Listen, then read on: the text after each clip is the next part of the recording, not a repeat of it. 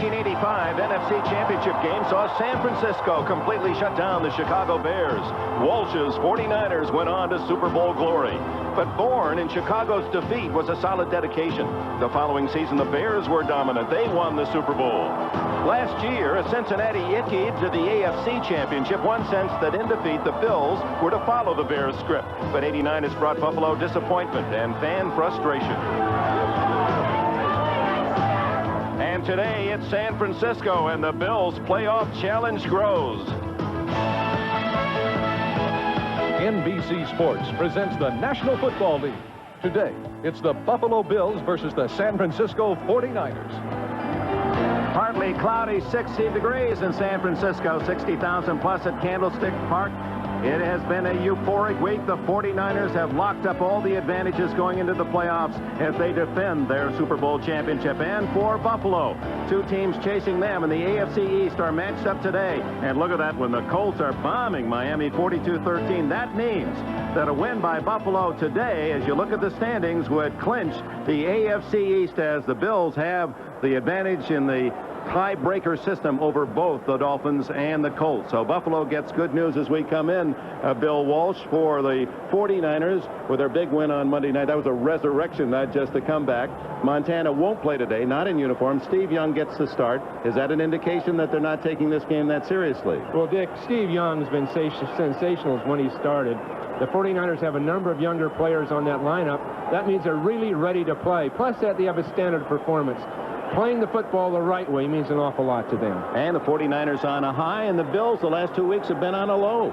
Well, they have. They have 7 weeks in which Kelly played beautifully. The last 2, he's failed. The team has failed. They're distressed and upset. A few weeks ago, they were on top of the world. Right now, they're struggling. But they can get it done today. A win today will get them a division championship, and that can make a big difference. And the Bills and Marv Levy will get the ball on the opening kickoff, winning the toss. Levy's record with Buffalo, and now his 4th season. Last 2 weeks, his team in an offensive slump, and they've not played well in December. They've not played well on the road in this decade of the 80s. And there's Jim Kelly. He's the focal point of the offense and the team. He is the leader and was criticized by his teammate Thurman Thomas this past week, but they've made amends. And in the opening lineup introductions today, they made sure that they patted each other on the back. Mike Koper will kick it off for San Francisco. Don Beebe and Ronnie Harmon are deep for the Bills in white. Opening kickoff, spins down short to Harmon. And he's out to about the 28-yard line. And onto the field comes Jim Kelly, played at Miami of Florida. And this is the offense he brings with him. Will Wolford, Richer, Hull, Devlin, and big House Ballard are the linemen. Thurman Thomas is having a great year. The big fullback is Kinnebrew. Lofton, the veteran. Reed, who leads in receptions. The tight end is Metzelaars. When they go to 3 wides, those 2 men go out. They bring in Don Beebe and Flip Johnson to join Reed, and Metzelaars stays in the game.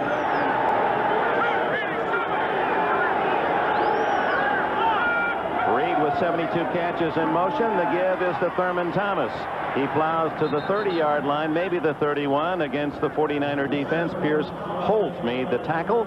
He's on the top of the list in sacks as well with 10.5. Burt, the former Giant, Kevin Fagan, Charles Haley, Millen, Walter, and Romanowski, the linebackers. Keena Turner won't play today. Pollard and Griffin at the corners. Brooks and Lott are the safeties. That's their base defense. And when they bring in their nickel package, we'll introduce the new players.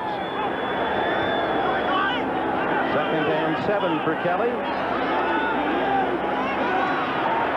Not much in the center of that 49er defense as Larry Kinnebrew, the 256-pound fullback, runs right into Jim Burt. Here comes Jackson and Roberts, part of the package against the pass.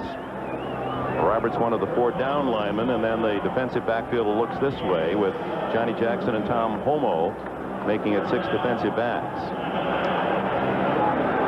gone according to script so far, Dick. 2 runs, very little yardage. Now they're going to have to throw. One of the criticisms of Ted Marchibroda has been the play calling. Jim Kelly himself is concerned about it because of the conservative approach to it. On 3rd and 5 underneath to Reed, and he has a first down at the 39. Andre Reed, that's his 73rd catch. He is the first Bill in history to catch more than 300. Albert Dubinian had 296, the former leader, and with 73, he's building on his team record on a season. Well, the play calling will be interesting at this point. They've run twice, gotten very little. They're going to have to open the game up to match yardage with the 49ers, because we know when the 49ers get it, they're most likely to move it especially well, being a great offensive team. Here they are opening up the formation. Maybe we'll see a pass. From the 39. Kelly underneath, hits Reed again. And Andre Reed out of bounds with a 10-yard gain at his own 49-yard line. Chuck Brooks and Ronnie Lott ran him out. Well, the secondary, the 49ers, is really thin for this game. They're not going to have the substitution they need. They have Eric Wright out. They have any number of people that aren't playing. Tim McKyer, yes. So they're thin, and they're going to get fatigued. If Buffalo throws the ball, we'll see some problems in that secondary in the second half. 49-year-old George Seifert, former head coach at Cornell, worked under Bill Walsh as an assistant, both at Stanford and here at San Francisco. First down at midfield for Buffalo. Kennebrew. The big guy gets a couple. Michael Walder finished the job of Pierce Holt. Jim Kelly, boy, key on him is if he doesn't throw an interception, look what happens. 5 wins. He's thrown 15 touchdowns and only 1 interception. But in the 6 losses when he has started, 8 touchdown passes, 13 interceptions. Of course, he missed 3 games. Frank Wright, his substitute, went 3-0.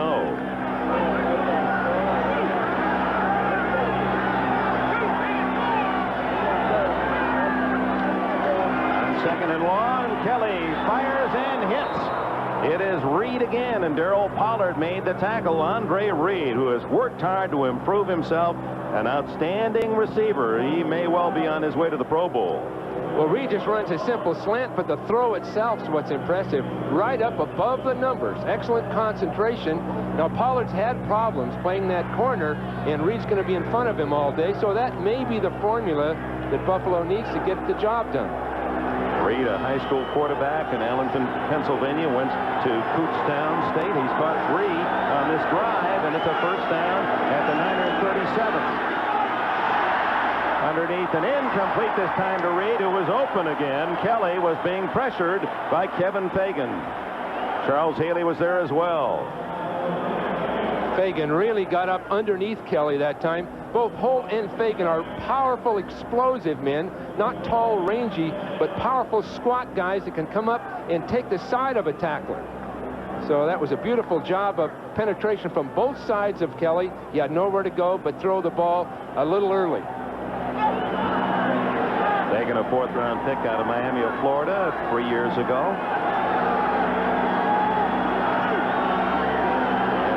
Hurricane at the controls. Kelly on 2nd and 10.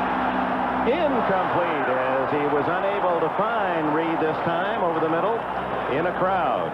Kelly was anxious that time, Dick. He had some heat on him. He threw the ball too early. There was a hooking pattern, but the ball was thrown before the receiver could even get his head around. So that pressure right now, it looks like it's going to trouble Jim, and if it does, they're in for a long day. He can certainly throw the ball well enough. That's not a problem at all. It's the execution of those kinds of things. And this is the #1 offense in the American Conference. They're 3rd in running the ball, 2nd in passing. But Kelly stumbled last week against New Orleans and the week before at Seattle. 3rd and 10. And incomplete. Andre Reed was the intended target, but Kelly saw Fagan right in his face. Well, he had a receiver open. The ball was thrown too far. Kelly had again to throw it inaccurately because of the pressure up front. He's in pretty good position right here, but he's waiting for a corner pattern to develop. You see Mike Walter putting the pressure on, and again, Fagan's coming up underneath and getting to Kelly, and he can't protect himself from that kind of a rush. Takes the Bills out of field goal range, and John Kidd into punt.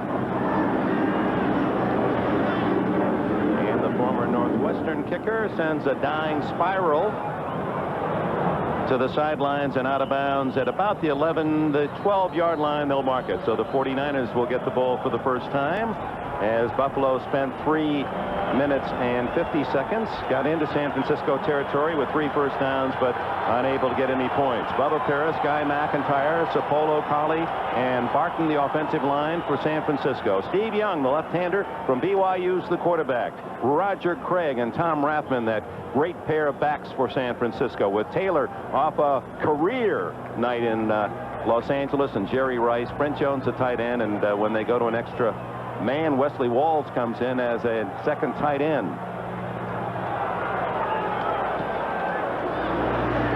Bacon, Young on a roll, wide open is Jones, and it almost flipped right into the hands of the defensive back, Mark Kelso. Well, they tried a misdirection play to cross up people right away. And Steve Young came out, he had his tight end wide open, and he couldn't quite get the ball there. Looked like he threw it behind him. Now you'll see both backs fake in this direction. Steve Young come out here, but his tight end will cross and be wide open in this hole, and he just threw the ball a little bit inaccurately. You see the fullback in the flat. There's Jones. The ball thrown slightly behind him. Now normally Jones will catch that ball. He's had a good year, 37 catches. Now it's Roger Craig on 2nd and 10. And the high-kicking Craig, who was a high hurdler at Nebraska, gains a couple.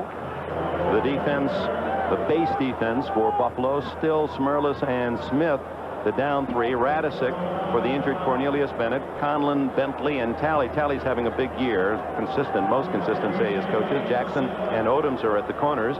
Leonard Smith leads the team in tackles, and Mark Kelso is the free safety. There's Cornelius Bennett, not in uniform today. They hope he'll be able to go next Saturday against the Jets. 3rd and 7 for Young. Incomplete through the hands of Jerry Rice. He won't drop any like that. And the 49ers will have to punt. Well, Rice was open and the ball was there, but Jerry, I think, felt the heat coming from the inside out on him and took his eye off the ball. Occasionally, Jerry will do something like that until he gets into the game. But one of the advantages of the 49ers use is they'll keep their regular offensive unit, keep the nickel defense out. Great pattern of keeping his corner off of him. Odoms was kept away from him by Jerry's pattern, but again, took his eye off the ball.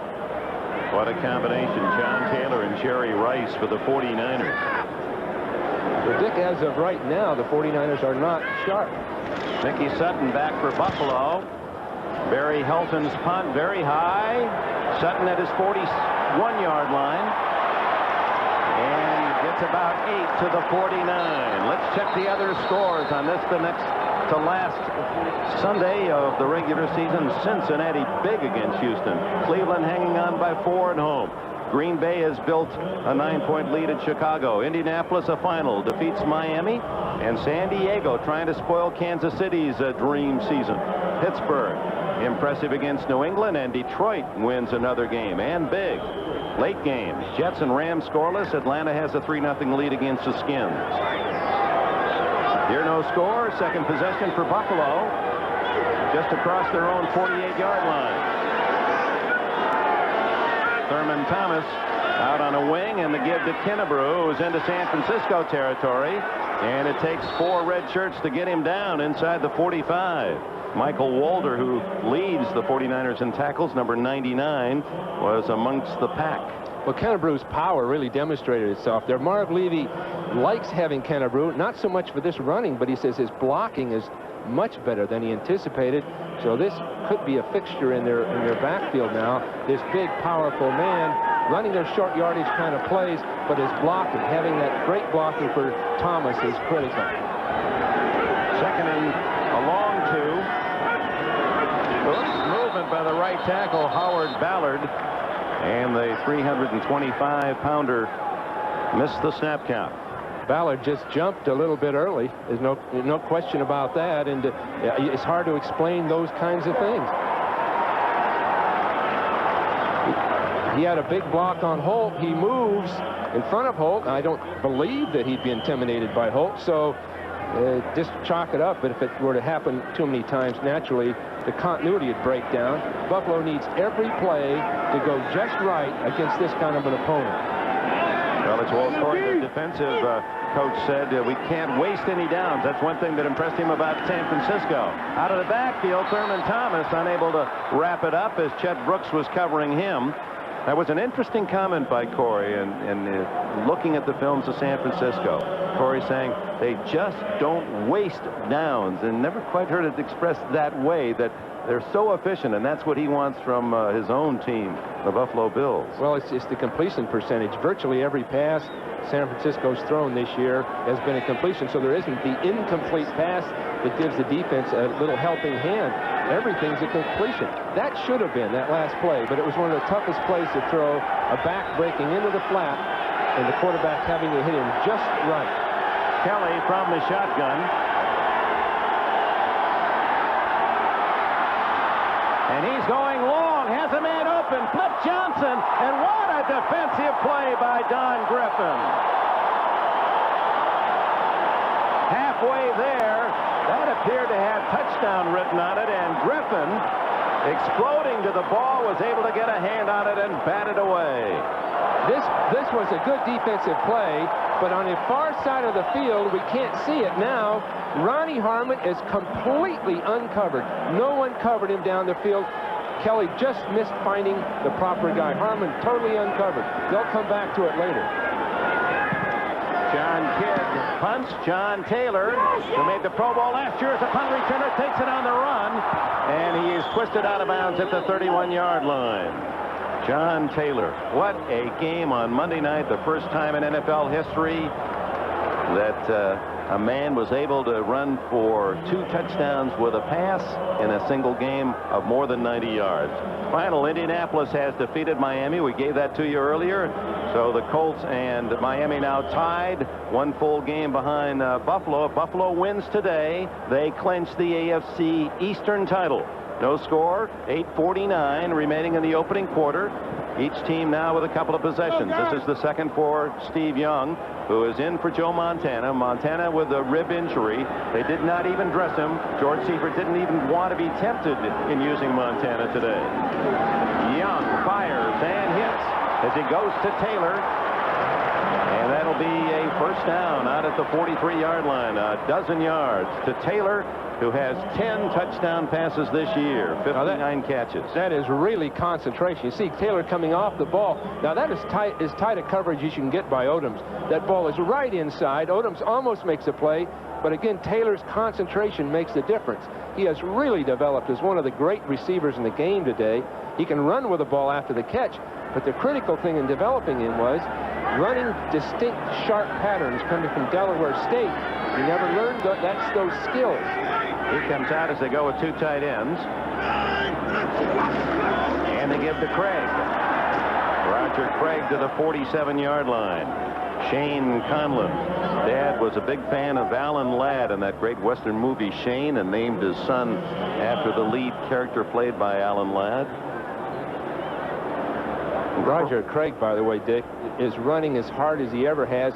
Not the productivity from the offensive line that they've had in the past. And Roger's been somewhat frustrated. He's averaging just barely 4 yards a carry this year, where it was much higher a year ago. But of course they're winning, so that takes care of everything. On 2nd and 7 from the San Francisco 47, fake draw to Rathman, and then they throw to Rathman. And Big Tom bowls his way to the 45 and what appears to be a first down. Rathman, who is the #1 running back in the league in the reception statistics, that was his 69. Well, Bruce Smith right here is knocked down at the line, and he works his way back down the field, knocked out of there. Now his speed really shows up. He gets all the way out to catch Rathman. Rathman, meanwhile, had faked to draw into the line, Roger Craig went down into the corner, pulling the defense deep. Out Rathman came completely uncovered. But what an athlete Smith is, to go down in there and reverse all the way out. 3 men blocked him, and he still got out to make the tackle. The toss to Craig. And following Rathman's block, he's to the 40-yard line and out of bounds. Scott Radisick, playing for Cornelius Bennett, and Leonard Smith collaborate on the stop. There's Radisick, a former Kansas City Chief and member of the 1982 Joe Paterno coached Penn State national champions. Penn State in the Big Ten. That would be interesting, wouldn't it? They want Pitt to come along with them, I understand. They really challenge. That would make it a 6 or 7 team league in a sense, because some of the teams just aren't up to the competition. Montana Spectator today. It's the treatment for the rib injury is about as painful as the actual injury itself. Oh my, Radisick comes through and buries Steve Young, first sack of the game. Well, Smith came up inside and took 2 blockers with him, letting Radisick come unblocked. Smith's going to come straight up the field here, goes right by McIntyre. Both Rathman has to get him, and that was Rathman's man to block on a blitz. So Smith forced 2 people to block him. You see him coming around the outside, and there's Radisick. So on the loss, it's 3rd down for San Francisco and 10. As you look at Bruce Smith, Pro Bowl the last 2 years, 10.5 total. They got a couple last week. He'd been in a bit of a slump after a great start. Whistle blows the play dead before the snap. Dick, I believe that Buffalo's playing well enough to win this game. Not that I project that they will, but they're playing football today. They really are. Their defense is tough, and Marv Levy has got them ready. So all start, 77 offense, still 3rd down. Bubba Paris, who might be a little itchy in pulling off that line of scrimmage with Bruce Smith over his nose, gets the 5-yard penalty. Well, McIntyre, 62, and Paris, 77, have got Smith around them somewhere, and he's dynamite. He's just so explosive, and Paris, to be honest with you, is carrying a little extra weight. It's going to be tough for him. On 3rd and 15, Young uncorks a long one, and it is intercepted in the end zone by Mark Kelso. Kelso has his 5th interception of the season, and on the touchback, the Bills will play it from their 20-yard line. Well, in a sense, Smith coming from Young's left makes it very, very tough on Young, because he's left-handed, and Smith's right up on his left side. So he throws a sort of a desperation ball, and Kelso's right in position to make a great interception. Just over the head of Keith Henderson, number 30, and not far enough for John Taylor. Buffalo has the ball.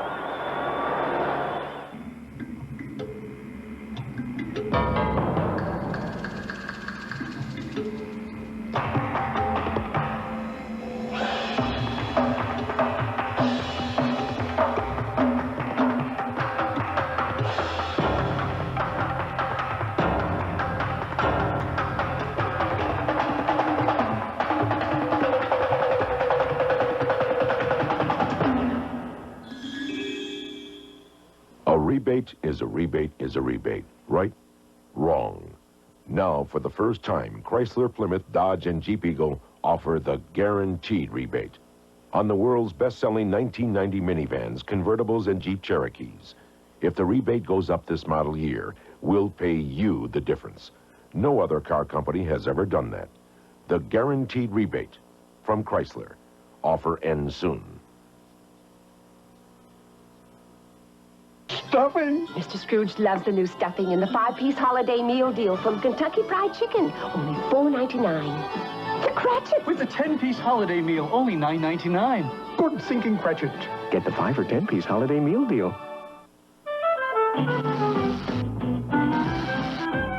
You don't have to be crazy about home projects to buy a Black & Decker cordless screwdriver or cordless screwdriver plus. You just have to have a screw loose.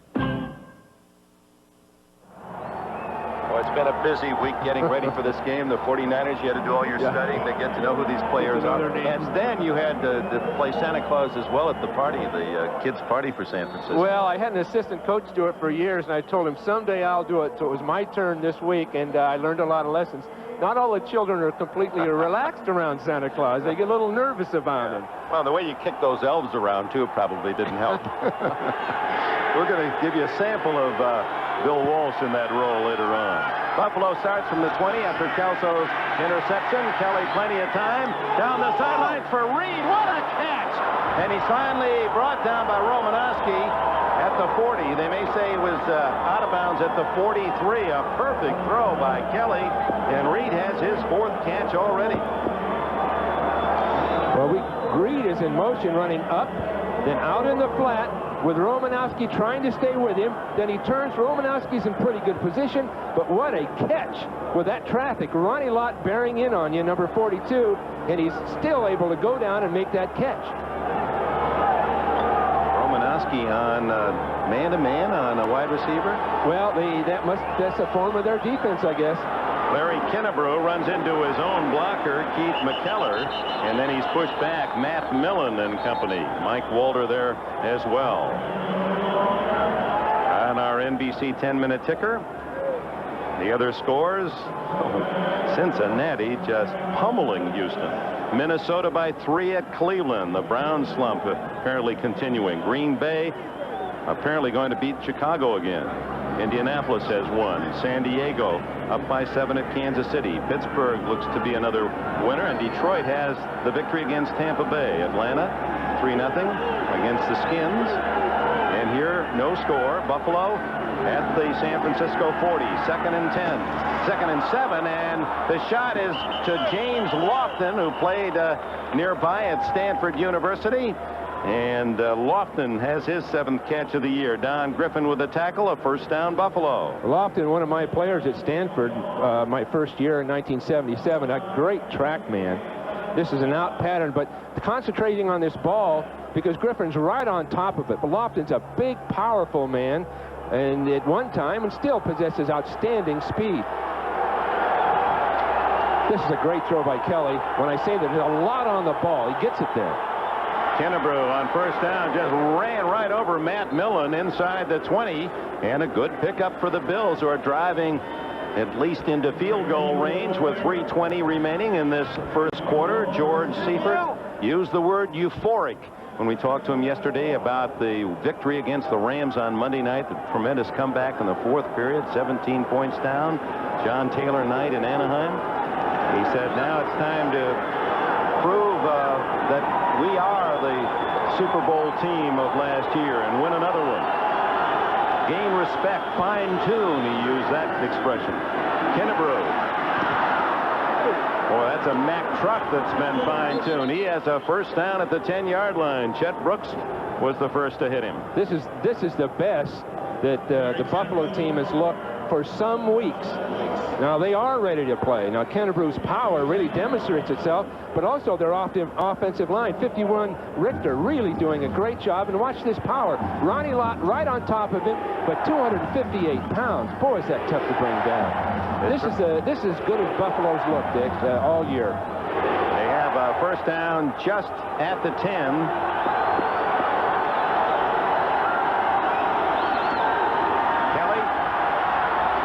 Incomplete and almost intercepted. Ronnie Lott was in the thick of things. It appeared to be tight end Keith McKellar, the intended receiver. Ronnie Lott was right on the money. Kelly threw right into a weak safety that time. Crossing tight end, Ronnie Lott breaking on the ball. You see Kelly throw, but watch Lott coming from right into the middle. He's got a chance for a big interception. But there's a lot of traffic. And that would have been a record interception. He's currently tied all time with Jimmy Johnson for the San Francisco career lead with 47. We welcome those of you who have seen Pittsburgh beat New England. Here no score, but the Bills threaten on 2nd down from the San Francisco 10. Andre Reed, the target. Darryl Pollard, the cover man. It'll be 3rd down and 10. Well, congratulations to Chuck Noll and his young Steeler team rallying from that dismal start 0-2. And keeping themselves at least in position, they need a lot of things to happen to even hope for wild card, but they have had a grand second half of the season. Well, it's just a steady, methodical approach to coaching that Chuck Noll uses, and they'll come through with just marginal talent. Sooner or later, the consistency begins to demonstrate itself. Third and goal. Kelly going to scramble. Ronnie Lott is there. Lott reading, hanging on the goal line, waiting for Kelly to make his move. And as soon as the All-Pro Lott saw him cross that scrimmage line, he came up to belt him at the 5-yard line. Many thought that Lott wouldn't play today. He's had a series of nagging injuries, but tough to keep him out of the lineup, as you learned, Bill. Ronnie Lott will be sitting right back here. And as Kelly runs, Lott is such a force. I think he honestly intimidates Kelly from the standpoint of getting what he wants. Now watch him come back into the play right here. Now Kelly sees that and turns away from it. It's understandable. Lott is one of the great hitters that's played the game. Scott Norwood, 23-yard attempt, and Buffalo has the early lead with 1:14 left in this first quarter. It's the Bills on a short field goal by Norwood, taking a 3-0 advantage. There's never been an offer like this before. Now, for the first time, for 45 days only, the world's best-selling minivans are on sale. $1,000 rebates on 1990 Dodge Caravan and Plymouth Voyager, the success story of the 80s, with over 2 million satisfied owners. They've never been on sale before. They may never be on sale again. Dodge Caravan, Plymouth Voyager. Offer ends January 31st. It's a Radio Shack Merry Christmas. Duophone telephone answering machines are the perfect answer for that special Christmas gift. First to introduce quality, affordable telephone answers, Radio Shack has a wide selection for home or home office, to stay in touch on campus, or to fit every business need. Radio Shack has the gift that won't miss a call. Don't wait up, dear. We'll be back very late. Duophone answering machines from $59.95, only at Radio Shack, the technology store.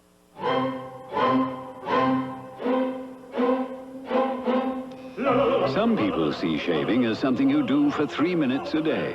At Braun, we see it as something you do for a lifetime. And we think you should make the best of it. The Braun Shaver, with its 3 shaving positions. Designed for those who choose to make a virtue out of necessity. Braun, the world's #1 selling foil shaver. NBC Sports coverage of the National Football League is brought to you by the exciting, innovative, unconventional new Spirit of Dodge. By United Airlines, rededicated to giving you the service you deserve. Come fly the friendly skies. And by new Keystone and Keystone Light. Bottled beer taste in a can. Wouldn't that be great? AFC Eastern leader, the Buffalo Bills, have a 3-0 advantage here at Candlestick Park as they go for a repeat title under the whip of Jim Kelly, who took them after the Kelso interception from the 20 deep into San Francisco territory to the 5 and settled for Norwood's 23-yard field goal. And now Norwood to kick it off. Terrence Flagler and Spencer Tillman. Tillman on the near side, deep for the Niners. A low driving kick. Tillman, the ex-Oiler, bobbles, and here he comes. And he's met at the 23-yard line. Mickey Sutton was first down to slow him up. And we have a timeout, 1:04 left in the opening period. Dodge salutes those who strive for victory with this edition of The Winners. When I look at the championship game, I want to do my best because this is the moment. And nobody sees the moment like Lynn Swann. When it came to big game performance, Swann was unrivaled. Consistently rising to the occasion, Swann set Super Bowl career records for receptions, yards, and TD catches. Phenomenal natural talent and the ability to perform in the clutch made Lynn Swann a winner. A rebate is a rebate is a rebate, right? Wrong. Now, for the first time, Chrysler, Plymouth, Dodge, and Jeep Eagle offer the guaranteed rebate on the world's best-selling 1990 minivans, convertibles, and Jeep Cherokees. If the rebate goes up this model year, we'll pay you the difference. No other car company has ever done that. The guaranteed rebate from Chrysler. Offer ends soon.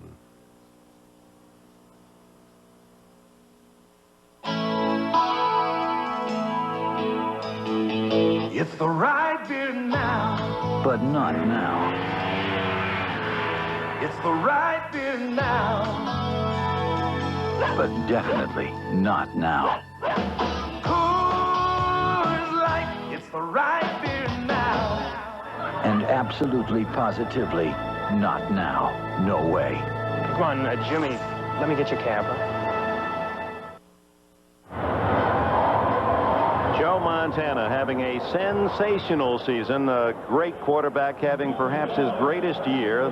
Monday night setting a team record with a 458 yards, his completion percentage over 71%. We welcome those of you who have seen the Chargers upset the Kansas City Chiefs 20-13.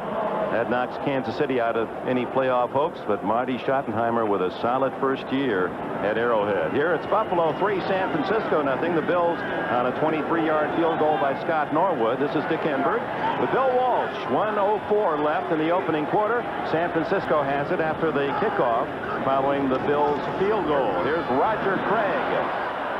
And not much there for the former Nebraska star who has never missed a game in his 7 seasons here in San Francisco. What an athlete and what a conditioned player he is. Well, he came originally as a highly conditioned athlete, but he's taking on a process of preparing himself in the off-season that would rival the great Olympic sprinters and the marathon runners, the combination.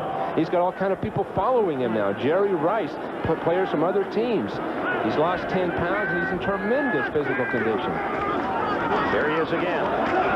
Oh, you could hear the lick put on him by Timmy Cofield, number 90, and he still gets out to the 26. And one of those that have followed in Craig's path conditioning exercises, Barry Sanders, who's having such a tremendous rookie year in Detroit. Right, any number of guys are coming out now and getting in on it. It's an adventure in itself, the running they do in the hills here, down the trails, the lifting, the regimen. And that's, as I said before, it's like a new wave of conditioning in athletes. And that's the end of the first period here at Candlestick Park with the Bills in front 3-0. Well, what'd he say? He said, Kirkwood, you're smart, you're aggressive, you're brilliant, creative, aggressive, brilliant. He said all that, did he? Well, something to that effect. Come on, what else? Stock, sign-on bonus, company car. Of course I'm gonna turn it down. The job? The car. The Legend sedan from Acura. #1 in customer satisfaction. 3 years in a row. Heineken, Amstel Light. This so is much it. better than other It's a light great beers. imported beer. A delicious European nothing compares taste. to the A smoothness, refreshing, the richness, satisfying, or the character distinctive of a flavor Heineken. that cuts through Its your quality thirst. comes through. There's a uniqueness to it. Heineken is America's #1 selling imported beer. Amstel Light is America's #1 selling imported light beer. Why? Just ask the people who drink them. In my opinion, Amstel Light is the best beer there is. I could go on and on say enough about it. It's a light No beer matter how that many quenches beers. your thirst. It's 22 degrees, and Andy Cabana's father is learning all about his antifreeze. Come on, Dad, where are you? The hard way. Don't push your luck. Guarantee it with Advanced Formula Prestone.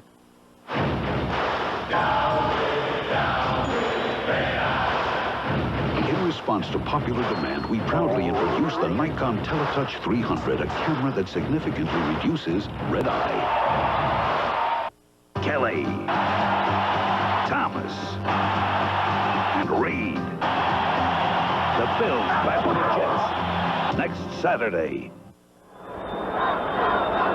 And we'll be in the Meadowlands, Bill and I, for that game. And Buffalo hopes that it won't be of importance.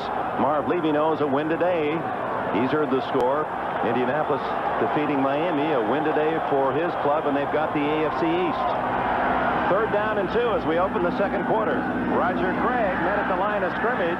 fights forward, but he'll be short of the first down as Scott Radisick in on another defensive play. Well, that Bills defense is demonstrating itself today.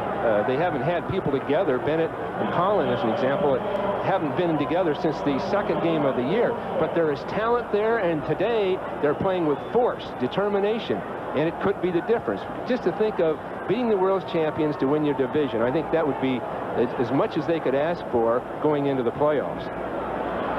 What were they saying? You got to beat the champion to be the champion. It's just like boxing. So that was their whole battle cry during this week in Buffalo.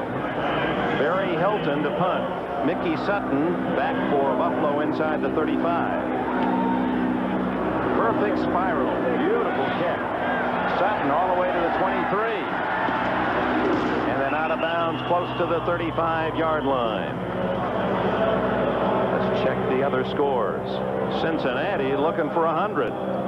Minnesota and Cleveland are in overtime. Green Bay has beaten Chicago. Indianapolis a big winner against the Dolphins. San Diego an upset at Kansas City. Pittsburgh wins, so does Detroit. Late games, 7-7 Jets at Anaheim, 3-all at Atlanta, the Skins and Falcons. And next Saturday it'll be the New York Jets and Buffalo Bills. 12 o'clock, an early wake-up call for you on the West Coast. 9 o'clock for Costas and Simpson and the NFL Live gang. And then on Sunday, of course, we have a full schedule of games. Well, those grudge games at Houston-Cincinnati is like a grudge game. I'm sure that Sam Weitz likes those 60 points. Thurman Thomas wrapped up at the line of scrimmage. They were unable to block Chet Brooks, the strong safety. Again, Jim Kelly's been critical of his offensive coordinator related to calling plays, and they start out, again, 1st and 10, running the football. Their real chance to win this game is to throw the ball effectively and get it down the field, because the 49ers appear to be playing rather flat. They're shallow in the secondary. They don't have any substitutes. And they're receiving with Lofton catching that ball, and Reed, that's where their chance is. 3 wide receivers. Actually, it's Thomas out wide to the right. Oh, my, was Kelly knifed down on a vicious hit from Kevin Fagan. That's the 3rd time Fagan has been in on the Buffalo quarterback.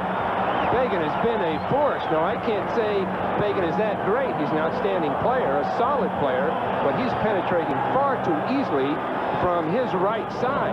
You'll see him come up the field in a line stunt and bang, right underneath. So he bent outside, Haley came up inside, and they didn't pick up the stunt quickly enough, not physically enough. So Richter and Wolford, offensive linemen, are going to have to get it done. And Kennebrew, you saw him make a dive, but he couldn't block him either. 3rd down and 20 for Kelly. Out of the gun. He goes long for Johnson. And it's batted away. Darryl Pollard defensively for San Francisco. And Buffalo will have to punt. Johnson was open all the way up the field. You'll see him. Pollard well inside. The ball gets there too late. Kelly threw a good ball, but he gave Pollard just enough chance to get back. But all the way up the field, he was wide open. It happened once before earlier when we talked about Harmon being open. By the nature of the defense, they've let people get open along the sideline. John Taylor, 5th in the NFL this year. Still being used to return punts. Kids kick. Plenty of time for Taylor at the 30. And he steps out of bounds across the 35-yard line. Timeout, 12:33 remaining in the first half here at Candlestick. Wouldn't it be great if you were at the series and the manager needed a pinch hitter and remembered you from Little League and it was out of here? And wouldn't it be great if instead of calling, you know who brought beer? Really great beer like Keystone, the fresh cold filtered beer in a can that tastes like beer in a bottle because of Keystone's specially lined can. And wouldn't it be great if your face was on a cereal box? Introducing Keystone and Keystone Light, bottled beer taste in a can. Wouldn't that be great?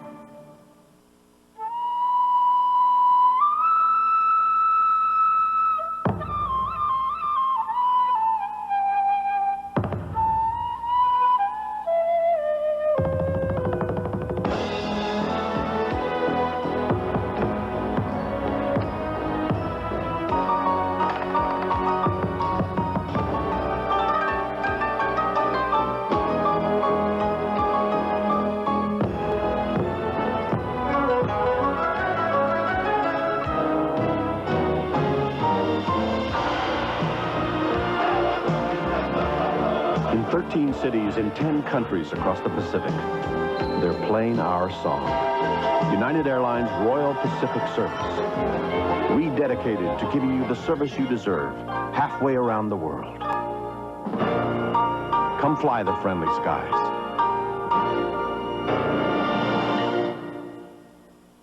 NBC Sports serves your need to know all week long. Dial 1-900-454-3500 for NBC Scores Plus. 24 hours a day, 7 days a week, anywhere in the USA. Shane Conlon, number 58, on the sidelines. We have not gotten official word on what his injury might be. Well, he's standing up, Dick. That's a good sign. He hasn't had a good year at all because he hasn't been able to play. Here's one of the fine young players in the game, seeing such limited action all year, and then being hampered with injuries. It just isn't his year. Taylor to the left, Rice in motion from the right side as Young on first down. Plenty of time, goes to Rice, and he is to the 45-yard line. It'll be 2nd and 1. We welcome those of you who have seen Cincinnati kick a field goal late in the game to make it 61-7 as Sam Weish punishes Jerry Glanville's Oilers. Here it's 3-0 Buffalo on a short field goal, 23 yards by Scott Norwood. We're at the 12-minute mark, second quarter. Steve Young starting for Joe Montana. Montana resting those injured ribs. And it's 2nd and 1 at the San Francisco 45. Roger Craig has the first down and more to the 49 of Buffalo. Well, Walt Corey, the defensive coordinator, talked about moving Bruce Smith around 2 plays ago. He was out in the flat covering a back, and in the first quarter we saw him leaving the line of scrimmage and making a play downfield. So I suppose they're trying to get as much mileage out of him as they can, but having him cover receivers coming out of the backfield, I think that's another story. And moving around too, Dick, in a sense it's good because different people have to block him, but on the other hand the defense has to change dramatically. Now he's lined up right over the ball. And Craig is hit immediately by Leon Seals, the third-year defensive end from Jackson State. So what Walt Corey has done with the defense is isolate it and make Smith the center point totally. Now in this case you'll see the ball snap and Smith will come around all the way around the play. Here's an initial shot, but here's Smith coming right into the ball again. So they're counting on him making a lot of things happen, not only make tackles, cover people, but to break up the blocking combinations the 49ers are trying to use. Well, Smith is like a baseball home run hitter that's hitting in a lineup with no support around him, and you pitch around him. Without Bennett in there, it's a lot tougher on him. Almost intercepted by Nate Odoms, who reached in on Jerry Rice. Without Cornelius Bennett on the other side, Smith is getting double and triple team, frustrating for him, so they're trying to move him around, find a hole. Well, here's Odom in that famous sort of a squatting position he takes, comes up underneath the ball thrown just behind Jerry Rice. Now, here's all the demonstrating that the Buffalo's famous for, and in a sense, I think it's distracted the players from the moment itself. All the demonstrating they attempt to do, and it doesn't show up on the scoreboard. How did you temper that when you were here in San Francisco? We'll get your answer after this play. With Craig in motion. Young, wide open at Jerry Rice. 30, 20, and out of bounds. Finally pushed out by Leonard Smith. Jerry Rice didn't have a white jersey within 10 yards of him when he caught the ball. You'd think with this being the premier receiver in football, they would concentrate on this. The 49ers are famous for bringing receivers across their formation. You'll see Jerry Rice wait. Now he comes across the field. His receiver way right here, and number 47 is so far behind him, Kirby Jackson, that he can't come close. In fact, he even gives up. So what they're doing is sort of picking people off, letting Jerry get across the field. In that case, Jackson, number 47, waited too long before he identified what was happening to him. 29 yards and a first down at the 20. Craig. For that high knee lift and 8 tough yards for Craig. I think we have a holding penalty down the field.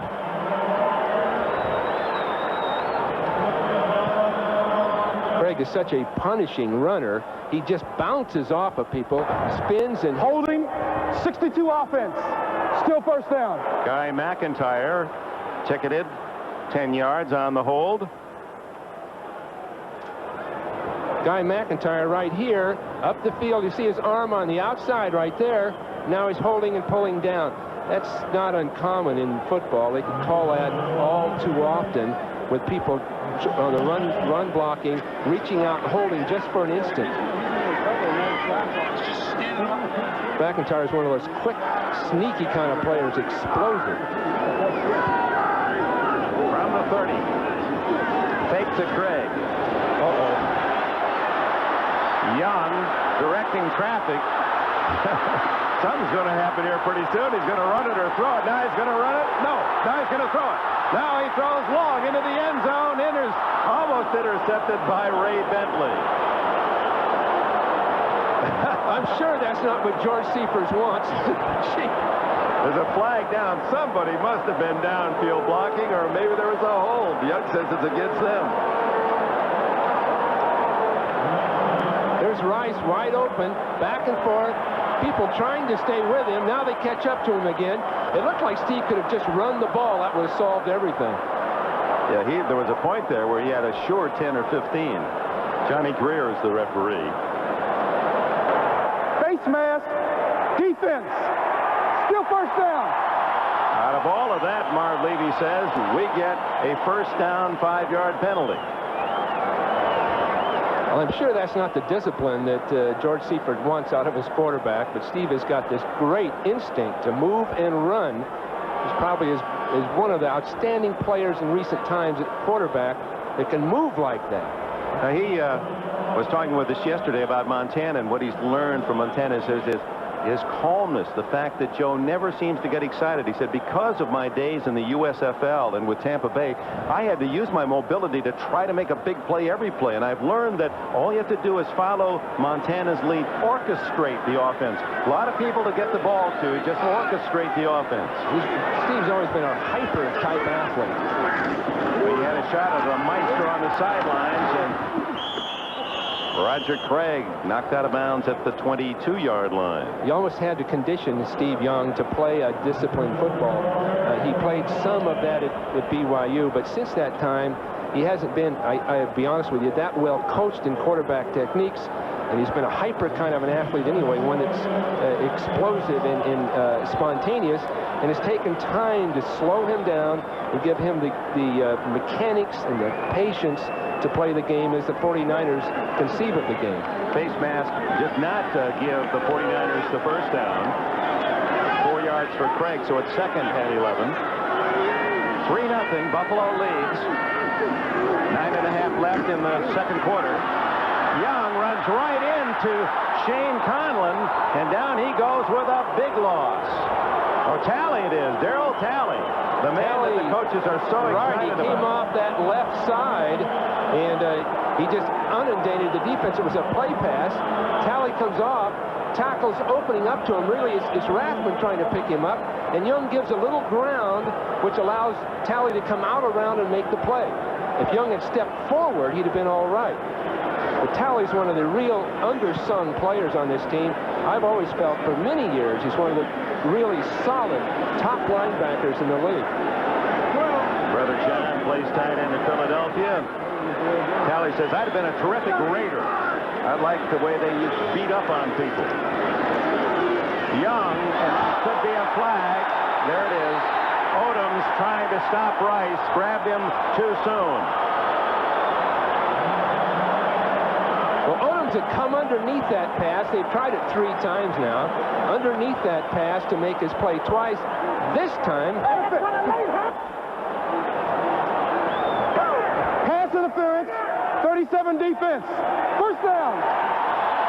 They get a first down on the short pass at the 31. This time, Dick, let Rice get too far underneath him. Now he has to make a desperation move to make the play.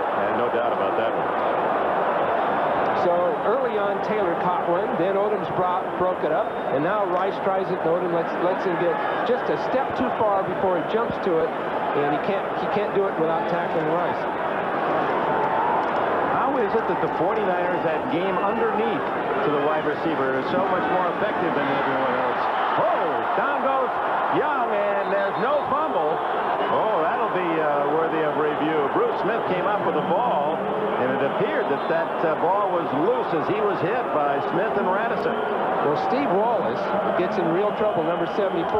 Now it's McIntyre. So Smith split both of them, but neither one got their body between Smith and the quarterback. And there he is again. That ball was loose. That's a clear fumble, and Bruce Smith recovers. Let's see if on the review they give it, unless they say the whistle was dead. They must have. Now they're going to review. Smith is really a force in this game. Now he's making it very difficult for McIntyre. Here's another look at it. He's there. He's got the ball. He's on his way down. I can't believe that would be in the grasp that quickly. It'd have to be a fumble. But Smith's making it real tough for Guy McIntyre. McIntyre's a smallish guard at 265, and Smith's too much for him at this point. Number one player picked in the draft of '85, Bruce Smith. As you look at McIntyre. McIntyre's a smallish guard is explosive and quick, but pass protection isn't his strength. And he's had problems with a great player like Smith. And Young being left-handed, Dick's a real problem in this game. Montana facing the other way and avoiding the other way would have had an easier time dealing with a Smith. But Young's looking right down the barrel of Smith coming at him. He's being left-handed. Young, who has said openly that he just hates being a backup. He says, I'm a lousy backup. I hate the word. It drives me crazy. After further review, the play stands. What? With the 45-second clock operator, please reset the clock. How in the world on a review could they not call out a fumble? It was a fumble to everyone who saw it all around. I'm sure every viewer in the country could see that one. That just stuns me that was not reversed. There was the evidence seemed more than obvious, but on we go. Second down at the 39. Rice in motion. There's Rice across the field again. And incomplete. Good coverage by Buffalo. They had Rice pinned in, and Smerlas was pressuring Young. Let's see what Bruce Smith did on the play. Now he's right up over the ball. He's running a line stunt, letting both defensive ends come inside. Then he's going to scrape to the outside. He is tough to deal with. Now, of course, the ball should have been thrown sometime before that. But that time they waited for Rice to come across the field. And that really made the difference. Bentley was sitting there watching Rice, so Steve Young wanted to throw him the ball. Nowhere to go with it. Leading again this year, 10.5 sacks is Bruce Smith's total. Third down at 18, underneath of Rathman, and he could not one-hand it.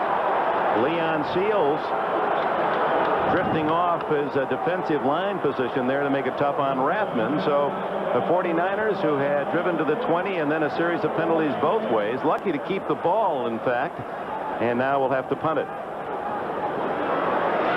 Well, there's some great talent in this Bills defense. People have known it for some time. They had a great season last year, spotty this year because of injuries, but the talent is there if they can ever get them back together. Barry Helton punches his punt to Mickey Sutton, who lets it roll, and he made the right choice into the end zone. Touchback Buffalo. Timeout. 7:40 left in the opening half here in San Francisco. If you feel life's more interesting when you make a splash, it's the right beer now. If you feel a great beer starts with great water, it's the right beer now. Because you're the kind of person who likes to get to the bottom of things, call for the Silver Bullet, the one that won't slow you down. Coors Light, it's the right beer now. They predicted a gloomy year for everyone. But they didn't count on Mazda, with cars and trucks engineered to feel just right. Now Mazda is racing toward an all-time sales record, with record-setting deals that can get you $750 cash back on 89 Mazda trucks now. So come get a record-setting deal at the Mazda Race to the Record. At your local Mazda dealer now. Every year, it gets harder to keep the guys' hands off their gifts. That's because I always give them good-looking isotoner gloves. So I'm hiding them in my locker. Now they won't be grabbing these comfortable, great-fitting gloves. So take care of the hands that take care of you. But take care where you put the isotoner gloves. And now, Isotoner fans, there's a present for your feet. Isotoner's introducing slippers and socks for men. Catch them at fine stores everywhere. New Year's Day, come home to the best in college football and a rematch of the thrilling 1988 Sunkist Fiesta Bowl.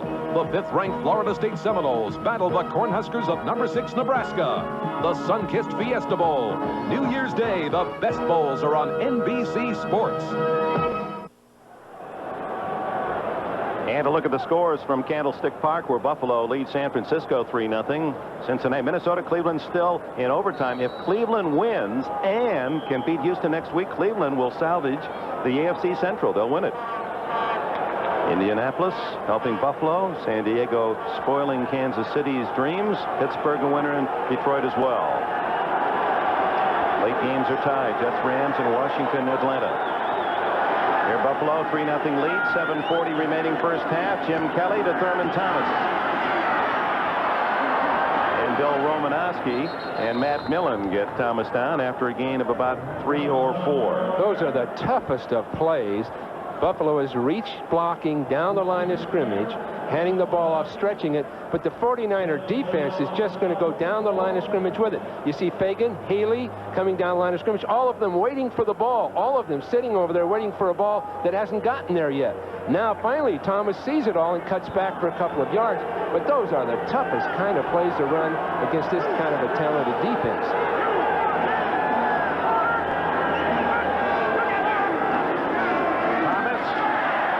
Hit right at the line of scrimmage. Kevin Fagan again. Fagan has taken Wolford apart. He came underneath everybody and made the play. Tremendous play. And these are the kind of things that are tough. You see Millen stepping in, but Fagan coming underneath this thing, unblocked, right there. And Wolford, who's a fine tackle, a big, powerful man, but Fagan's explosion up underneath him just stalled him, just sort of stoned him in the spot, and he came right off the block. 3rd and 5, Buffalo. Buffalo just has to throw the ball. That's all there is to it. That's a sweep. Thomas knocked down at the 29. He's a yard short of a first down. Pierce Holt and Michael Walter get him. Pierce Holt, in his 2nd year from Angelo State, he was drafted as a 26-year-old rookie. Quite a story. He was out of college football for 3-4 years. He had a variety of jobs, from car salesman to farm construction, mortgage inspector, newspaper morning route, and finally decided to go to Angelo State, a Division II school, where he still had 4 years eligibility. If he had gone to Houston, where he intended to attend originally, they only would have allowed 1 year eligibility. Taylor at the 36 and to the 47-yard line. So San Francisco has the ball near midfield with 5:28 left in the opening half. They predicted a gloomy year for everyone. But they didn't count on Mazda, with cars and trucks engineered to feel just right. Now Mazda is racing toward an all-time sales record, with record-setting deals that can save you up to $1,000 now. So come get a record-setting deal at the Mazda Race to the Record. At your local Mazda dealer now. I like wheeling and dealing and a penthouse view, dressing for success and knowing who's who. Bright lights, the fast lane, and my big-time career.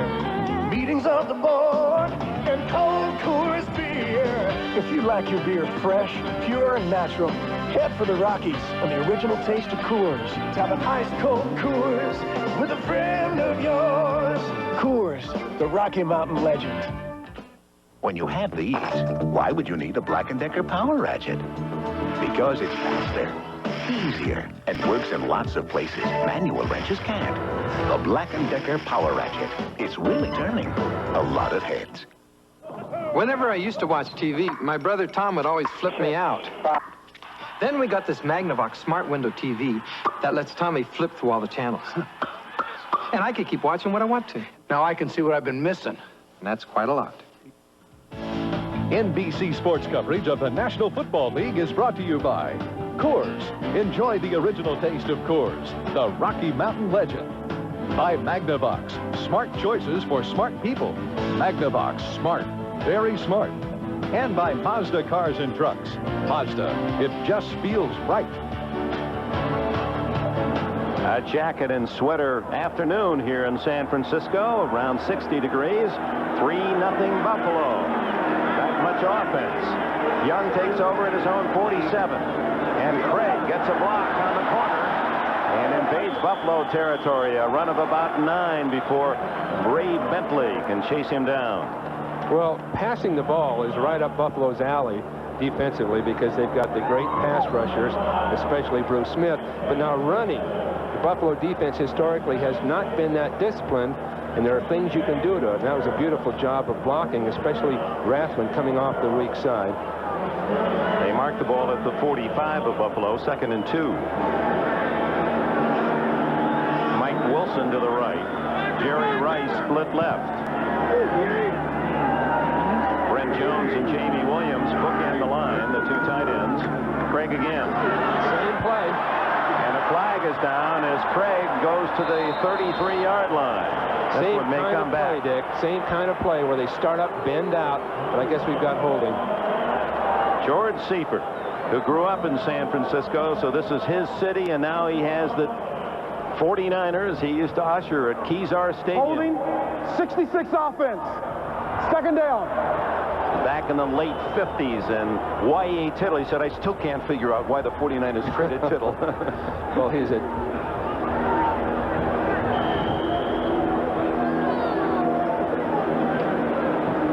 You see Tausch, Terry Tausch blocking right here. Now he's holding, now he cuts down. I really didn't see much holding on his part at that point. They must have caught it earlier because the end of the block, he hit his man and cut him down.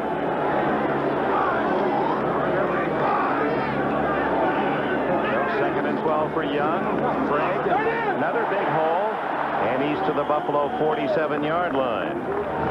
Well, let's check on that overtime game in Cleveland. Let's go to NFL Live in New York. Dick, here it is. Browns line up for what could be a winning field goal with 5.5 minutes to play. In overtime, it would be from 24 yards. But on 3rd down, with another chance left, if it fails, they go for the fake. And Mike Pagel throws to linebacker Van Waiters for a 14-yard touchdown. The Browns are off the skids. They win at home 23-17 in OT. Richard?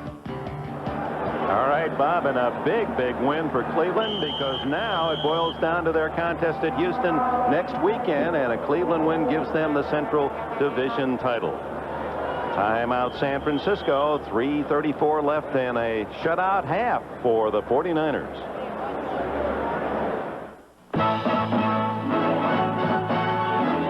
Grab a bucket and mop. Scrub the bottom and top. There is nothing so clean. That's my burger machine. With a broom and a brush. Clean it up for the rush. Before you open the door. Or to shine on the floor. When we finish one then. Start all over again. Tell me what does it mean? At McDonald's it's clean.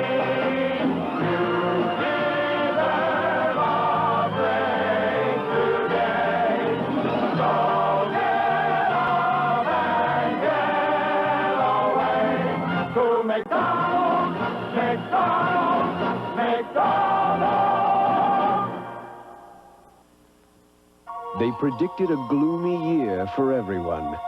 But they didn't count on Mazda, with cars and trucks engineered to feel just right. Now Mazda is racing toward an all-time sales record, with record-setting deals that can get you $750 cash back on 89 Mazda trucks now. So come get a record-setting deal at the Mazda Race to the Record.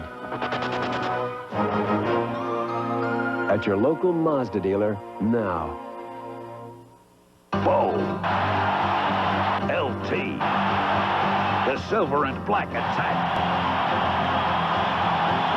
And the big blue wrecking crew. The Raiders battle the Giants. Next Sunday. Now we're going to have a chance to look at the cut blocking as employed by the 49ers. This goes all the way back to Paul Brown many years ago. See these cut blocks here by Sapolo here, and then right here by Tausch low here. Paul's felt that getting people off their feet was the way you play football.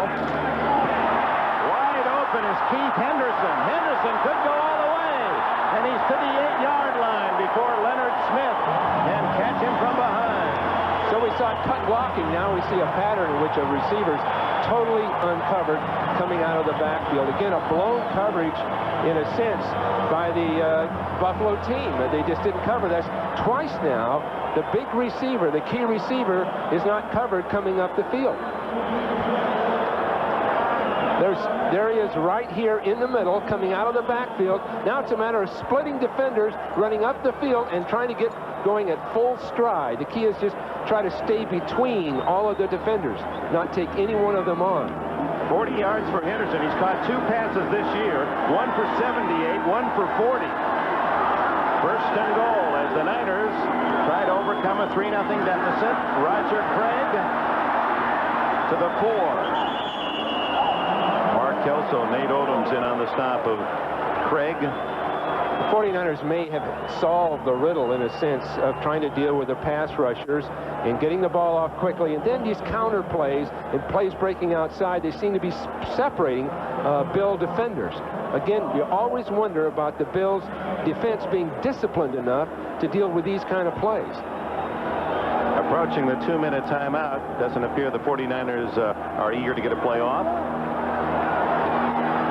So there's the timeout signal. 3-0. Marv Levy's Buffalo Bills lead, but that lead in danger. Working to be the best they can be. Teammates, sponsored by the U.S. Army. O.J. Simpson and Jim Braxton gave the Bills one of the most talented backfields in NFL history. Both men could do it all, but a distinctive working relationship evolved. Braxton became Simpson's personal convoy, and he escorted his running mate into the record books. As individuals, their skills took them in different directions, one to star, one to support. But together as teammates, they made the Bills the best they can be. If you want to move ahead in any career, you have to know what most employers want. Like how to work with a team, how to handle responsibility, how to take on a tough job and see it through. You can learn all these things in the Army. So when you do set off on the road to success, you'll already be in the driver's seat.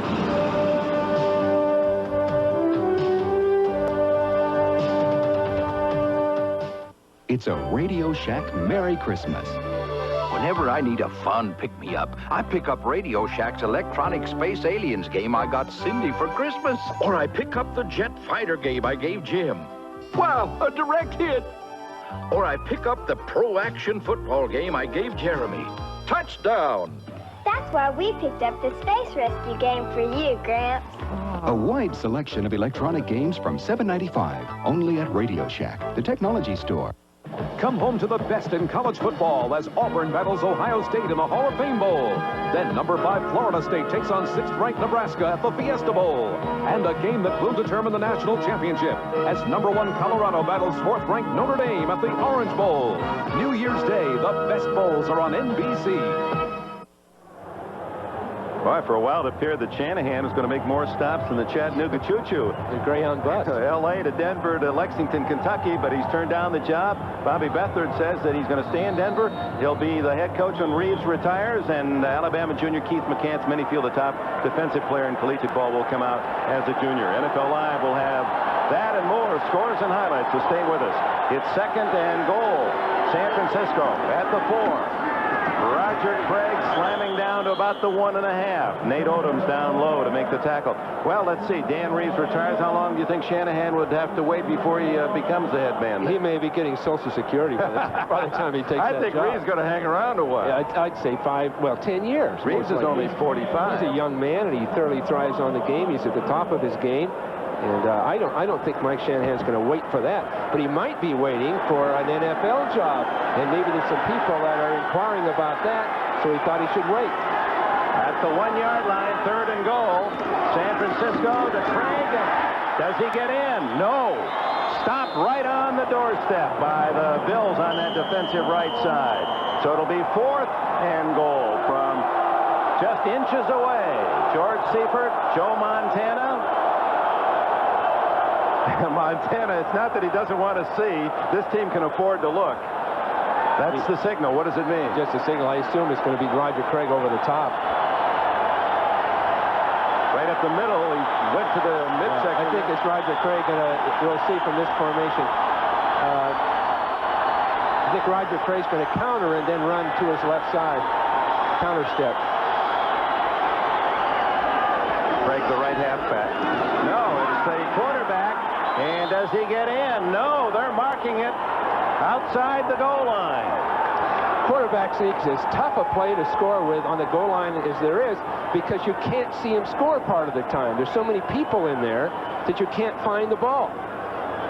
First down, Buffalo. And that is a defensive stand that'll bring some cheers from the state of New York as Levy's defense denies the Super Bowl champions inside the 10. That was really critical looking at the time on the clock, because the 49ers aren't going to get the ball back, even if they get good field position. Walt Corey last night, the defensive coordinator, says, you know what? I've been telling my team we can shut out San Francisco. And then he looked at us with a wry smile and says, I know I sound crazy. Well, he says, I think we can do it. He's halfway there, it looks like. So that ball tickling the goal line. Buffalo takes over with 41 seconds left in the half. Now Kelly best be careful. He spreads his offense, and now they're having trouble hearing. Kelly looked as if that was intended for Kennebrew, and Larry Kennebrew ran right by him, and Kelly then holds on, gets out to the 5. If this were a game dependent on winning for division places or playoffs, I'm sure George Seifert would have kicked a field goal. But in this situation, not quite as much to lose. He went ahead with it. Kelly last time had a lot of room on either side to run a quarterback sneak, which would make sense in this situation. Well, he won't have to even make a decision. The clock will winding down the final seconds of this first half, and the Buffalo Bills on a 23-yard field goal by Scott Norwood. That's all the scoring in the first 30 at Candlestick.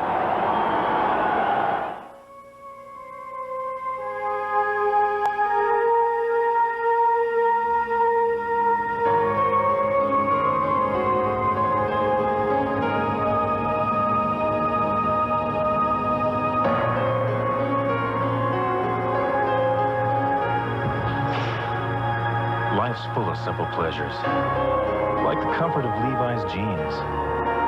Or had you forgotten?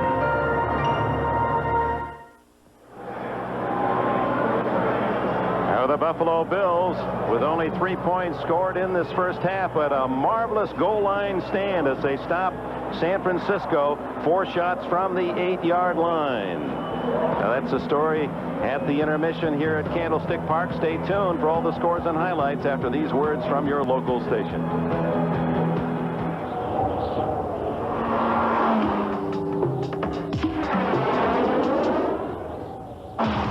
The anti-lock brakes on the 1990 Acura Integra were inspired by those used to stop jet aircraft. And while you might expect to find such technology on a multi-million-dollar airplane, you might not expect to find it on an automobile that costs considerably less. We had all come to enjoy the game that Sunday, but by some chance a rude guy came along. He was drinking and swearing. The fans were getting angry. This guy did not know right from wrong. So the people all said, sit down, you're rocking the boat. The people all said, sit down, you're rocking the boat. I'm Nolan Krabma. When we root for our team, we can all be winners if we leave the action to the players on the field and not in the stands. Don't you rock the boat. The fans don't like a spoiler. They want to keep the game on a happy note. Sit down, you're rocking the boat. I'm Jim Kelly, quarterback of the Buffalo Bills, asking you not to rock the boat. Remember to be courteous and considerate to your fellow fans. Don't party too hard before or during the game, and drive home safely after the game. Don't you rock the boat. This message furnished by the National Football League. NBC Sports coverage of the National Football League is brought to you by Acura Automobiles, #1 in customer satisfaction 3 years in a row. Stay tuned for NFL Live after these messages from your local station.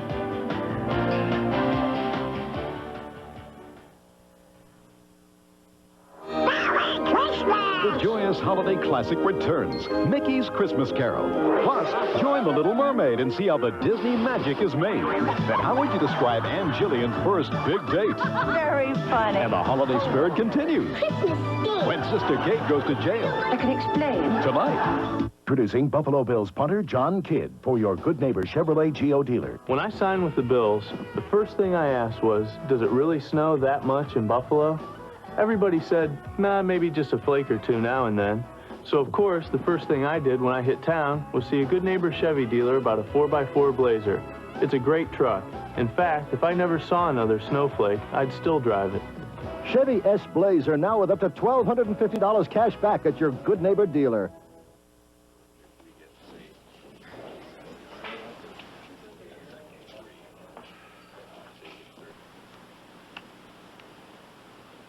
Hey, who's wearing a cheap cologne?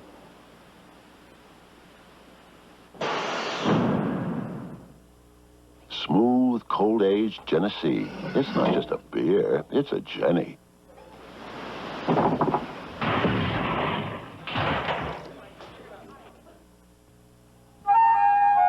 Don Postals, Channel 2 News. Welcome back to our NFL Live studios in New York. O.J. Simpson will join us in just a moment. Earlier today, Mike Shanahan, the former Raider head coach who's now back in Denver as a top assistant to Dan Reeves, announced that he declined an apparently lucrative offer to take over the football program at the University of Kentucky. I had a chance to talk with Shanahan several hours ago, and I asked him to explain the thinking behind his decision to say no. Well, Bob, it was a tough decision. Kentucky's a great university. The athletic director, C.M. Newton, and the president, David Rozelle, really made a commitment to having a fine program. But I've got some goals and aspirations on a professional level, and I'm happy I'm with the Broncos. What was the deciding factor? I know it had to be tempting. It really was. I just sat back for a week and talked it over with the family and just tried to evaluate my situation, some of my goals, and I'm really happy to be here with the Broncos. I'm very happy with the direction this team is headed. Pat Bowlen's a great owner. Dan Reeves a great head coach, and I think it might be a little bit easier for me to reach my ultimate goal staying here. Yeah, Bobby Beathard speculated on the pregame show earlier today that although it might have been a close call because people have come back to the pros from the college ranks, it was your best judgment that if you were to be a head coach in the NFL again, the best way to do that would be to remain a prominent assistant on a contending team. I believe that. And not only that, if you do make the decision to go back, you're involving a lot of different people, a lot of different families, and sometimes it's not fair to include those people when you've got some goals which may keep you at the place for only 2 or 3 years. How about the Denver situation right now? What's your assessment of John Elway's play, and in what way might it improve between now and when the season really heats up in the playoffs for you? Well, number one, I think John's the best quarterback in the league. I think he's got everything that you look for in a quarterback. I think we're improving as an offensive team. Our protection's getting a little bit better. Our running game's improving each week. As you prove as an offense, that quarterback seems to get a little bit better too. You know, some people in San Francisco for sure would raise a hand of objection when you say Elway's the best. They got Joe Montana. Some Marino people in Miami might say, wait a minute. Well, I think you're right there. I think they're quality people, what you just talked about. Joe Montana, he's a magician with that football. And at the same time, I think when you take a look at an offensive team, you got to take a look at everybody. And John's got a way to win, and Joe's won, and two great quarterbacks. Psychologically, what's the adjustment like, Mike, in mid-season, not even from one season to the next, from being a head coach where you're running the entire coaching operation to going back to being an assistant? How difficult is that to make the move mentally? Well, I think it was really tough in the first couple of weeks. It was an adjustment period there. I really wasn't sure which direction I was going to go. Then when I did make the decision to come here, it seemed to flow back fairly quickly. Spending the extra time or the time that you do as an assistant with the quarterbacks, I thought I was able to free Dan up a little bit. And in fact, when I did talk to Dan after being the head coach with the Raiders, with the time frame I was there, I found it very difficult or almost impossible as a head coach to coach the quarterbacks. And so I thought I was able to free Dan up a little bit more and spend the extra time that I think is needed to spend with the quarterbacks. Okay, so Mike Shanahan has made his decision, but how about the comment, and obviously you want to stand by your own people, but he says Elway is the top quarterback in the league right now and conceded that Montana and Marino are all in that same group. But I think if you take an objective look, Elway had the big year a couple of years ago. In terms of physical tools, he ranks with anybody, but in terms of accomplishments and present level of play, you can't put Elway in the same category as Montana. I agree with that, but one thing about John Elway is that it's the confidence that your teammates have in you. They feel in Denver, if they're in a football game, it's a close game late in the game, that John Elway will do the things that has to be done to win. And confidence level, I don't think the 49ers have any more confidence in Joe Montana than the Denver Broncos have in John Elway. I think it's a smart move for Shanahan to stay in pro ball. I think he was well liked as an individual with the Raiders. They just didn't like some of his what they call high school rules and things. And I think Mike Shanahan learned a lot in this experience with the Raiders, and I think he'll treat the guys, if he get another chance to be a head coach, in a more adult fashion. A young guy, not yet 40, so still plenty of opportunities ahead for him. You know, we were talking earlier today about the 49ers being the obvious team of the decade in the league overall in the 80s. But when you talk about the AFC, much more difficult to make a choice.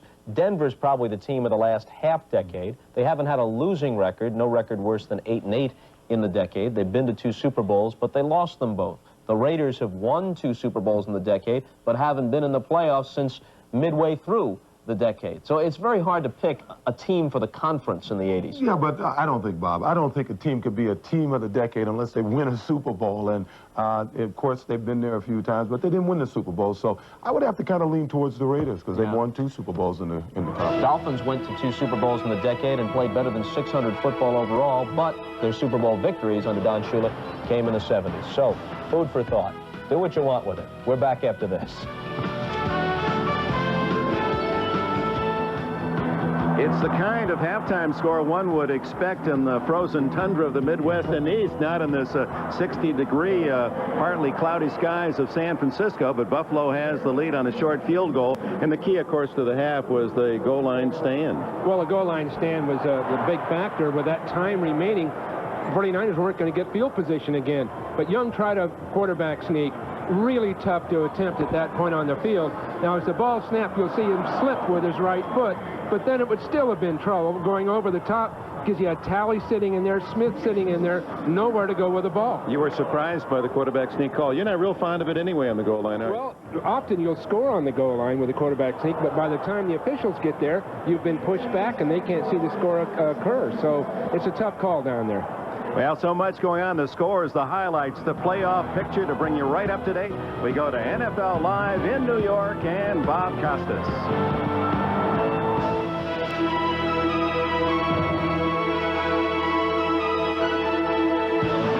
Okay, Bob Costas back with O.J. Simpson. A lot of wheel spinning today, some surprising results, but we don't know how much has been clarified in terms of the playoff picture at this point. Well, at this point, Bob, absolutely nothing has been clarified because if Buffalo goes on and loses to the San Francisco 49ers and if the Raiders lose to Seattle, hey, we'll end the day just how we started today. Everybody is still in it. No one in the AFC has been eliminated. All right, let's take a quick run through all the scores. In the game you're watching, the Bills at Candlestick, Steve Young, a quarterback, not Joe Montana, and the Bills, who have been floundering of late, leading 3-0 at halftime. The Rams are pouring it on the Jets. Greg Bell with a pair of short scoring runs. Jim Everett has thrown 2 touchdown passes, including a 43-yarder to Flipper Anderson. Tony Eason at quarterback today for the Jets with a 63-yard scoring strike to JoJo Townsell, but the Rams lead 28-7 late in the second quarter. Atlanta just added another touchdown. They go up 27-10 at home against the Redskins. Chris Miller has thrown 2 touchdown passes to Michael Haynes. One of them covers 72 yards. Mark Rippon starts for the Redskins, leaves with a sprained neck. Doug Williams comes in, hits Art Monk for a 34-yard touchdown, but the Redskins at this point trail by 17. Now, these are finals from earlier today. Don't adjust the set. Cincinnati 61, Houston 7. It was 45-0 when the Bengals tried, that's right, an onside kick. A little early Christmas present from Sam Weish to his buddy Jerry Glanville, who earlier in the week had said, Weish is no hero of mine. Here's Ira Hillary recovering it. Big day for Boomer Esiason. Adding them up, Esiason throws for 4 touchdowns before he gives way to Eric Wilhelm, who throws a 10-yarder to Ira Hillary. Almost 600 yards in total offense today for Cincinnati. Huge day for David Fulcher, 3 interceptions and a fumble recovery. Cleveland wins at overtime. We showed you the play a short time ago. They went with the fake field goal on 3rd down. Mike Pagel threw 14 yards to Van Waiters for the winner. 23-17 over Minnesota. The 4th overtime game played this year by the Cleveland Browns, and their first win. They had 2 losses and a tie prior to this. They prevailed by 6. Let's take a look at the standings now. In the AFC Central, everybody has a winning record. Everybody is still alive for the playoffs, not necessarily for the division title, but everybody is still alive for at least a wild card in the AFC Central. Green Bay wins at Chicago, and the Packers forge a tie with Minnesota now atop the NFC Central. Good day for Don McCaskey. He throws for a touchdown. He runs for a couple. Neil Anderson, a big day in defeat today for the Bears. He rushed for 119 yards, and he caught 2 touchdown passes from Jim Harbaugh. But the Bears now fall to 6-9. They've lost 5 in a row and 9 of their last 11 after a 4-0 start. They lose 40-28. Indianapolis deals Don Shula's playoff hopes a serious blow with a 42-13 win behind the performance of Jack Trudeau at the Hoosier Dome. Trudeau threw for 4 touchdowns today. This is one of them to James Pruitt, the former Dolphin. It covers 5 yards. These are the standings in the AFC East, with Buffalo holding the 3-0 lead at halftime out in San Francisco. And as you see, New England and the Jets are history in terms of the playoffs. The others still have at least slim hopes. Eric Dickerson with a good day today, 107 yards rushing for Indianapolis, including 2 rushing touchdowns, and he caught a career-high 9 passes. San Diego beat Kansas City in Kansas City 20-13. How do you figure this? The Chargers beat Kansas City head-to-head twice this year. They scored 20 unanswered points after falling behind 13-0. Pittsburgh's still alive for the playoffs after that horrendous start when they were the laughingstock of the league. They're now 8-7. They win 28-10 at home over New England. Lewis Lips had a 58-yard scoring run on an end-around reverse. And Detroit has now won 4 in a row and 5 out of 6. It was a big day for Barry Sanders, better than 100 yards and a touchdown, as they win at home over Tampa Bay, 33-7. And we'll continue following these messages from your local stations.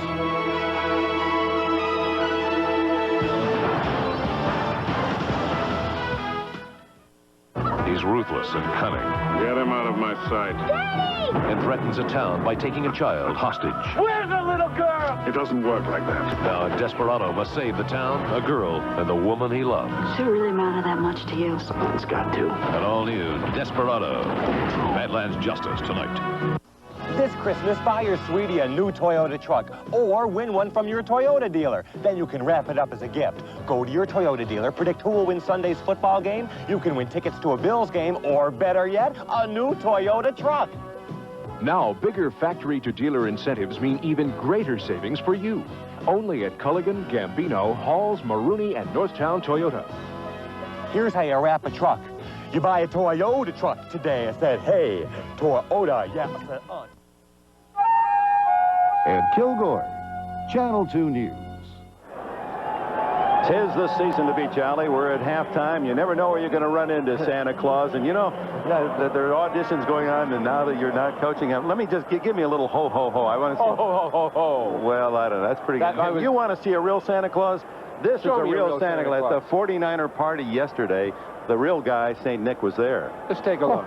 Oh, come to me, my children. Merry Christmas to you. Oh, this is so wonderful. Merry Christmas. I hope you have some wonderful toys coming to you. Now you, Mr. Block, you don't get any toys. You dropped your pass. You get no toy, my son. But the children, they get toys. Yeah. This is wonderful. Yes, I shall do this each year. You know, I set Santa Clausing back 20 years with that one. That really is it. And Rathbridge's little daughter. You know, to really be Santa Claus, you need one of these. There you go. That's my present? Merry Christmas. Second half gets underway, and Terrence Flexler returns the kickoff to the 26-yard line. The Coors halftime statistics look this way.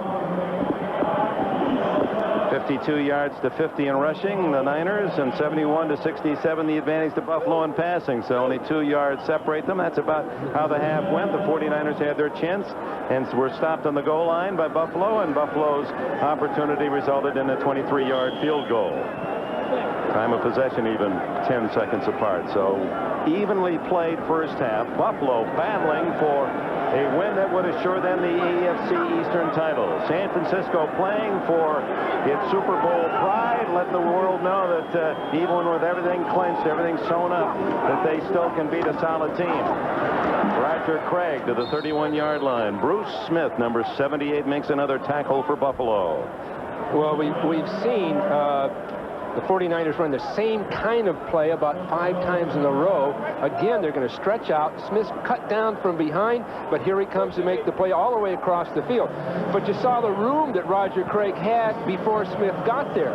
Without Smith, Craig is gone. So the 49ers are starting in the line of scrimmage, then bending back outside the offensive tackles and catching all the Bills inside.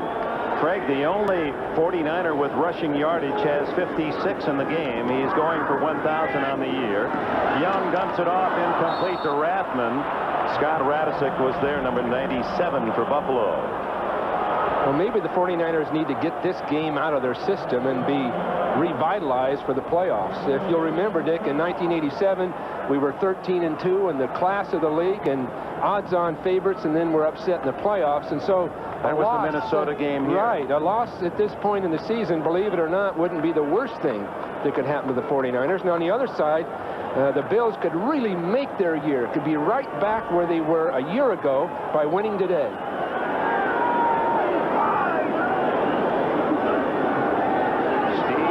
With Montana on the sidelines, and he cannot scramble for yardage. He's met by Leon Seals. Joe Montana with a rib injury, and it requires several different shots in the chest, painkillers, for him to play.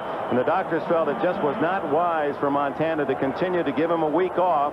Hope that he might be able to finish out the regular season next week. So Steve Young, who is starting for the 3rd time this year, gets the call, and unable to move the ball in the first possession here in the second half. Helton to punt for the 4th time. You know, Dick, as this evolution occurs between Montana and Young, it won't be that Joe Montana can't play great football, but he won't be able to play as often. And that's where Young comes in. Bad kick, Helton off the side of his foot, and that ball goes out of bounds around the 40 of San Francisco.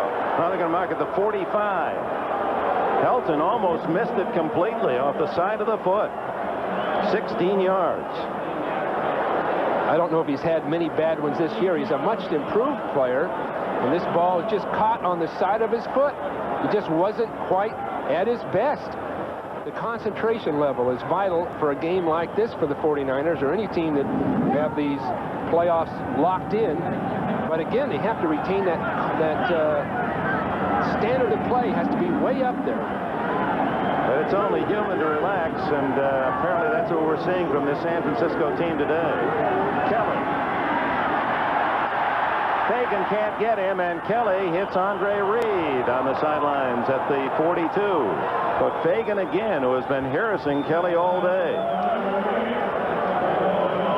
Fagan is a powerful squat type athlete that's really tough to handle physically. You see right here, he just moves across Wolford's face and goes to the play, and he's a relentless player, just relentless.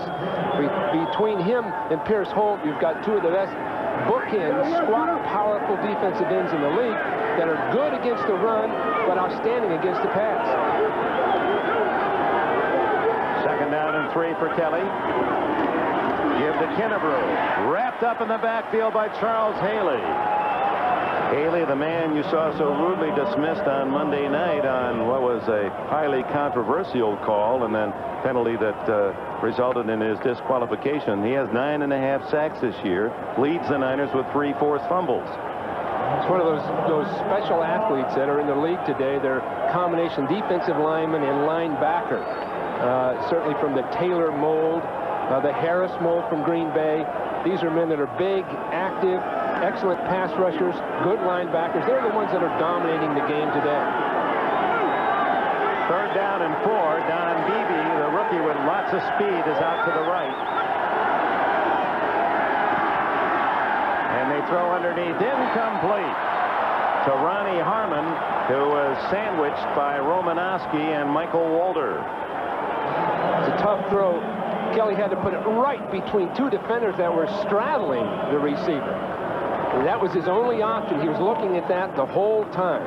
He couldn't have gone anywhere else. John Kidd comes in to punt. Former member of a Ohio hockey state champion.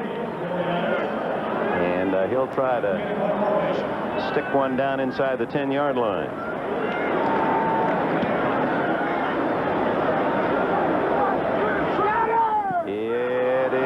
Going to be down at the 1. Steve Tasker, number 89, who was Kidd's teammate at Northwestern, there to get the high bounce. A perfectly placed kick by Kidd, and the Niners start in the hole. It began in Philadelphia. It rolled across America. And now there's only one stop left. Live only on cable pay-per-view, Budweiser and MTV present the Rolling Stones Steel Wheels Tour. Call your local cable operator for details. Grab an ice-cold Budweiser and watch the Stones rock. You want a deal?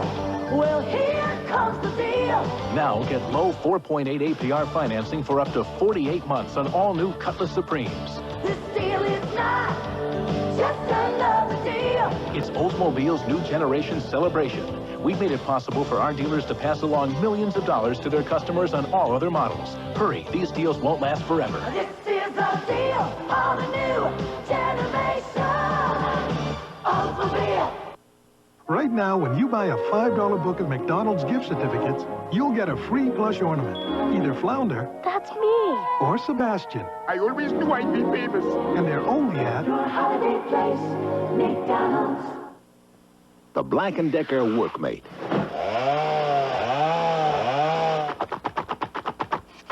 About all it can help you do is clean up. But at least it gets out of your way. The Black & Decker Workmate.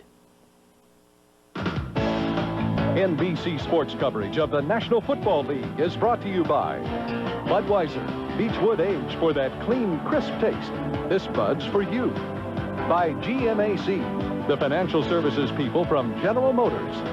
And by the new generation of Oldsmobile. Step into the future now at your Oldsmobile dealer. 49ers take over at the 1-yard line. This is where they're dangerous if you watch them on Monday night. John Taylor land.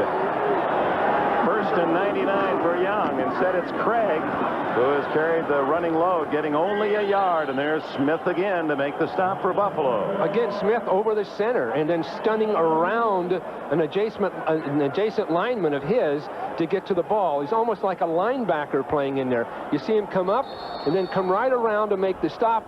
And in this case, Chuck Thomas playing center just can't stay with the man. So he is actually dominating this game in a sense, about as well as you can do as a defensive lineman.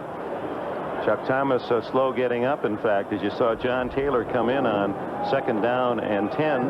Taylor was an outstanding high school baseball player. He grew up about 15 minutes from Veterans Stadium in Philadelphia. Grew up in New Jersey. Said he was a second baseman and a center fielder and leadoff hitter. He said, I knew I could always go and get the ball as a center fielder, and I figured, hey, football's about 4 times as big as a baseball. I've been playing defense in high school. I want to play wide receiver. And at Delaware State, that's where he learned the trade. Yeah, that's where we looked at him, Dick. He didn't catch that many balls. He only caught about 30 balls his senior year, but he made some sensational catches leaping way into the air. And his leaping ability and his great athletic prowess is what really attracted us, because he didn't have the disciplines that a lot of receivers have had. It was sort of a primitive style of football they played, but believe me, great athletic ability.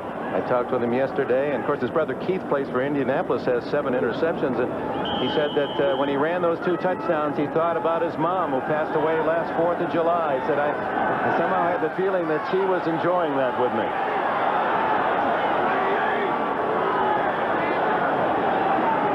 Will Young go to? No, he goes underneath to Craig on the pass, and Roger Craig with one of those patented runs and a first down. Just defying tacklers on his way. Ray Bentley finally got him to the ground. Well, the Bills were waiting for that famous slant pass the 49ers throw. They doubled up on both those wide receivers. Young couldn't throw it. Then at the last second, he just dropped it off to Craig, who, what did he do? He broke 3 tackles to get 9 yards. That's the kind of player he is. His 482nd reception. He's only 10 away from Walter Payton. Most catches by running back in NFL history. It appears he'll own that record. Craig on the ground, and a good tackle by the author Ray Bentley from Central Michigan. He considers himself an author first that happens to be playing football, and his main character is Darby the Dinosaur. This one is just released nap time for Darby, and KV blanket. I know I don't go anywhere without a KV blanket and a big kiss. I mean, that's, you can't hardly sleep on the road without those 2 items. Mike Camby, a former defensive lineman with Buffalo, does the illustration, so that's an interesting collaboration.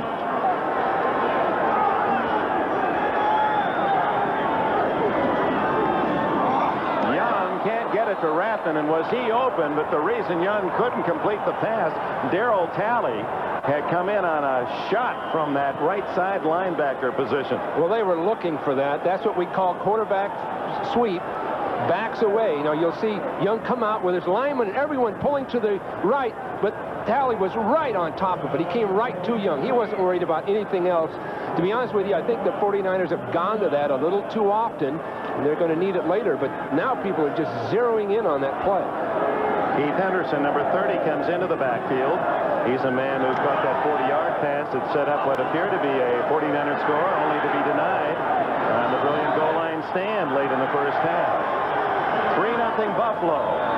3rd and 8. Young in trouble. Completes it to Rathman. Gets a block from Wilson. First down, 46-yard line.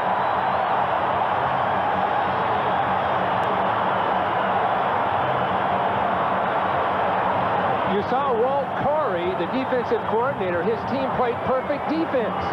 Here's Young being forced to the outside, on the verge of being tackled. He's got all kinds of people chasing him down, nowhere to go, then just flips it off. Watch this catch. Now, Rathman knows just where to go with the ball. He only runs straight up the field, and he just takes people right back with him. Again, that spontaneous play that Young has, that Montana has, marked the 49ers as really a different kind of football team. Give us to Craig. And Craig is to the Buffalo 47-yard line. Back to the Rathman catch. He told us at Nebraska, he said, I think I caught in 4 years 5 screen passes. He said, I didn't know that you could catch the ball as well as run with it.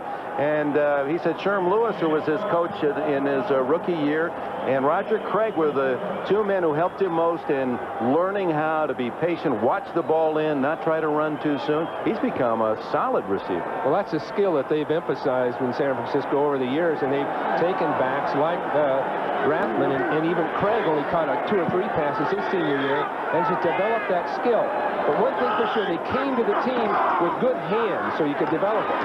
Roger Craig, who also has talented feet, and he's able to push to the Buffalo 43 and a first down San Francisco with 8:24 left in the third quarter. Buffalo leads 3-0.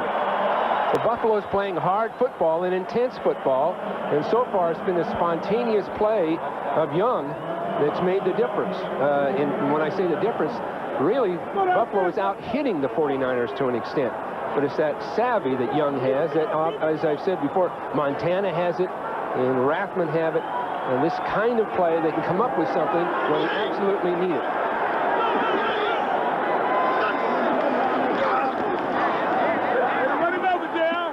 Roger Craig spinning to the 39-yard line.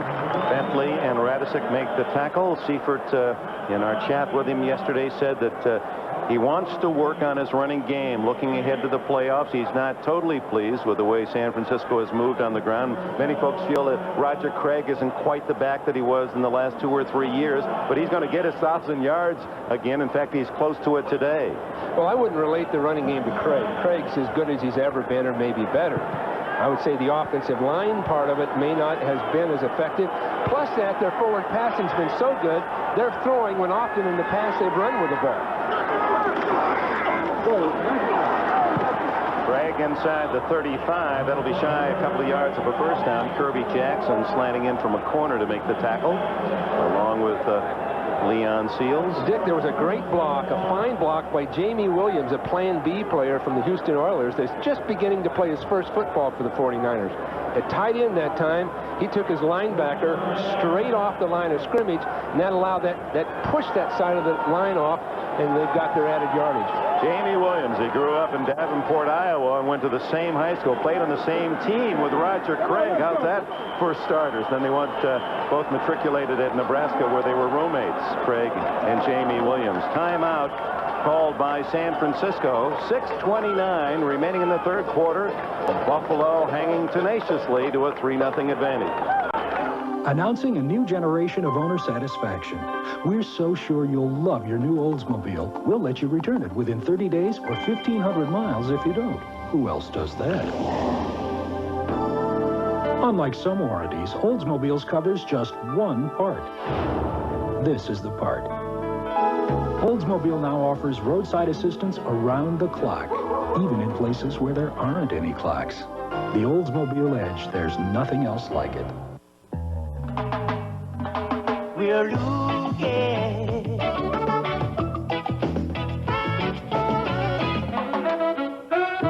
We're looking.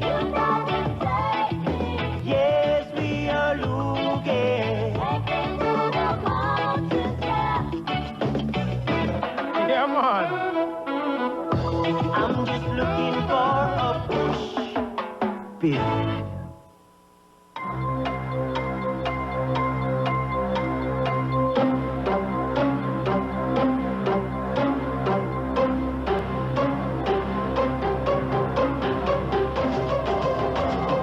So much to do and so little time. When it's time to finance or lease your new GM vehicle, let GMAC do it right in the dealership. GMAC. Nobody wants to get you into your new GM car or truck faster, so you'll have time for more important things. Kelly, Thomas, and Reed. The Bills battle the Jets next Saturday. Bill Walsh and I will be at the Meadowlands on Christmas weekend. The Bills hope all will be resolved with a victory today here in San Francisco. Should they lose, however, then that becomes a very big game to close out the year for Bills fans. Roger Craig, 3 yards away from 1,000, goes in motion. Young downfield into a crowd, and it's intercepted by Mark Kelso, his second of the game. And Cornelius Bennett has been quite a cheerleader on the sidelines for the Bills. Well, Young wanted to roll left, and he was cut off.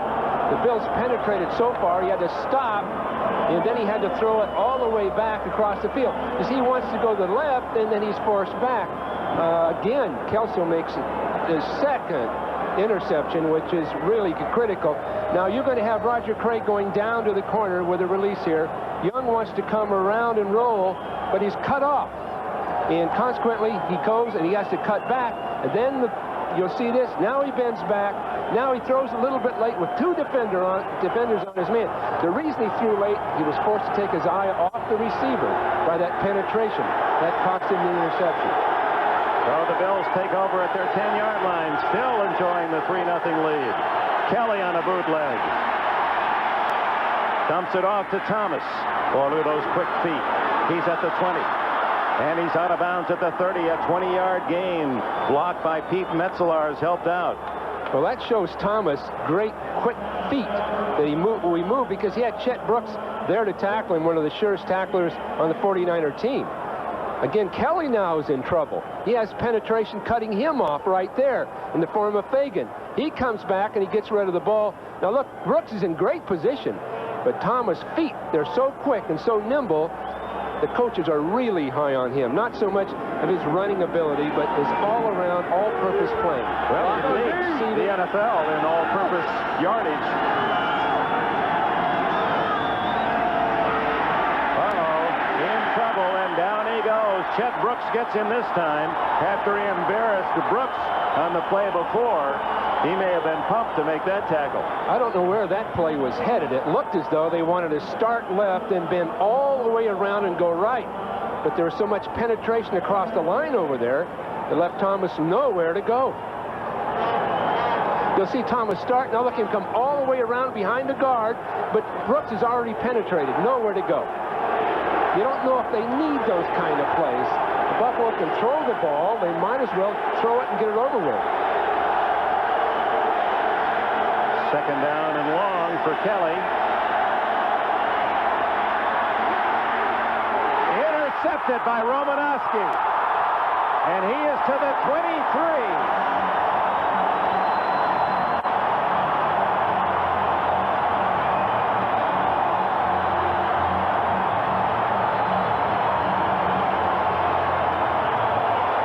Boston College star has his first interception of the year, and the 49ers are in business at the Bill 23.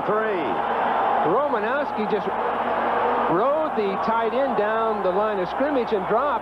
You'll see him ride the tight end, then just drop, and this pattern will run right into that throwing lane. Now Kelly looks to the right, then he wants to come back and throw left. Romanowski's standing right in the way.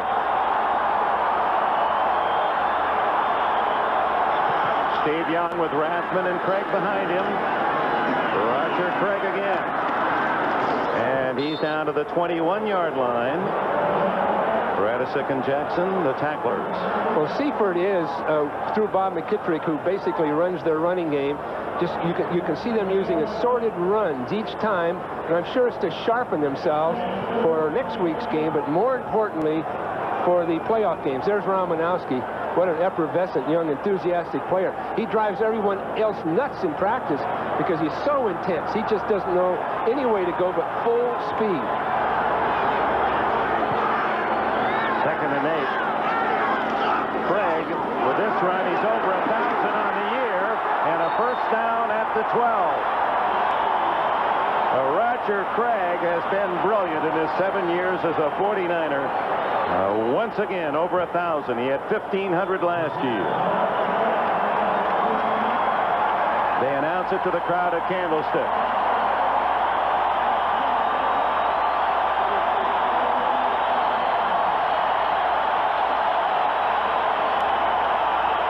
Roger Craig, he is a player's player. Real tough to coach, too, I bet, huh, Bill? Oh, boy, he just won't listen to a thing you say. What a coachable guy. What a totally dedicated athlete. Rathman to the 2. Leonard Smith saved a touchdown. Human bowling ball of a man, Rathman, and they may have to measure for a first down. Rathman just bends again, starting forward, then bending back to the outside. You see him just split defenders to the outside. It looks as though Buffalo hasn't prepared for something starting into the line, then bending slightly to the outside the offensive tackles. It is a first down. So the 49ers denied by Marv Levy's defense from the 8 on a goal line stand, but they get 4 shots from just outside the 1. And Young will call time. That is the second timeout used by San Francisco in this half. 2:59 left, third quarter. You want a deal? Well, here comes the deal. Now get low 4.8 APR financing for up to 48 months on all new Cutlass Supremes. This deal is not just another deal. It's Oldsmobile's new generation celebration. We've made it possible for our dealers to pass along millions of dollars to their customers on all other models. Hurry, these deals won't last forever. This is a deal on a new generation. Oldsmobile.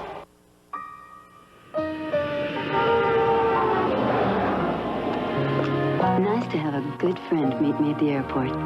My new Regal. It's a car I can trust. The way GM makes these new ones, reliable, dependable, gives me the peace of mind I need. So take me home, friend. GM is the only American car maker to offer a bumper-to-bumper warranty for 3 years or 50,000 miles on every model. Yeah, I sure can. We have just about hourly flights here. 6th of October, United flight number 725. Sure, I'd be happy. I'll help you with that. And your flight number? Arriving in Tokyo at 5:10 p.m. Both animals are also confirmed. You're welcome. Thanks for calling. Business class. But I think you're In a world fraught with phone frustration, people who fly come to learn of a singular exception, where wishes are granted with efficiency and grace. Delafria Stokowitsky? Is that with an I or a Y? United Airlines. Come fly the friendly skies. NBC Sports serves your need to know all week long. Dial 1-900-454-3500 for NBC Scores Plus. 24 hours a day, 7 days a week, anywhere in the USA. Welcome back to Candlestick Park, to Kenberg with Bill Walsh. The 49ers have the longest existing streak of not being shut out, 192 straight games. They're blank so far today, 3-0, but they have 4 chances from a yard and a half. Roger Craig, he earned it. Touchdown, San Francisco.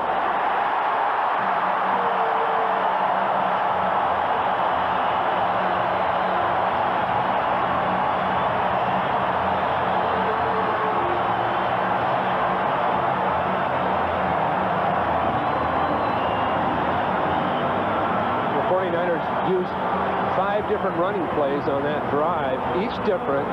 They're looking for different things in that concept. But when it finally came down to it, they just knocked the Bills off the line of scrimmage and scored. Again, it's going to be up to Jim Kelly now. He's got a full quarter, bring his team back. A touchdown can win it for him.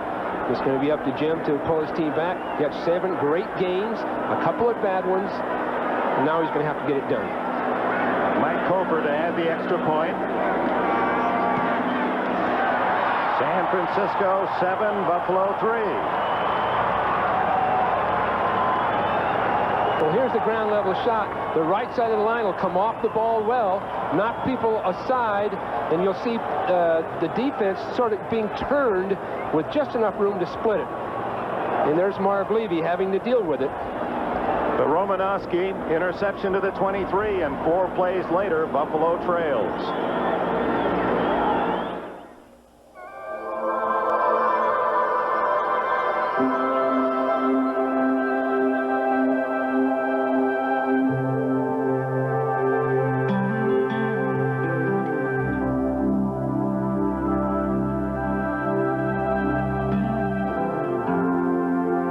Life's full of simple pleasures, like the comfort of Levi's jeans, or had you forgotten? It's a Radio Shack Merry Christmas. Thanks to Radio Shack, next year will be quieter around here. Speakers are half price, so Greg can rock in his room. And there's a $14.88 phone for Tina's private conversations. $8.95 action games for the carpool. Bob keeps busy with a mobile CB, just $79.95. And with a pocket calculator at $8.88, the savings add up. Thanks, Radio Shack. The Christmas electronics sale, only at Radio Shack, the technology store. This December, things are really heating up. Heating up at every GM division. Each dealer is out to make December hotter than ever before. Like with Oldsmobile's new generation Celebration, with GMAC financing as low as 4.8% for 48 months on select models, and factory-to-dealer cash, which dealers can pass along to customers. Yes, this December is incredibly hot at every GM division. It's GM's Hot December. Come feel the heat. Come home to the best in college football and an East-West showdown. The Freedom Bowl pits 1990 Heisman hopeful Emmitt Smith and the Gators of Florida against the Pac-10 runner-up Washington Huskies. The Freedom Bowl, December 30th, only on NBC Sports. 49ers finally in front 7-3. The Rams are winning, Washington losing. If it continues in that manner, the Rams would clinch a wild card spot in the NFC. Topher kicks it off. Ronnie Harmon from Iowa. Harmon with a flag down, bolts all the way to the 40-yard line, fumbles, and the 49ers have recovered. Antonio Goss.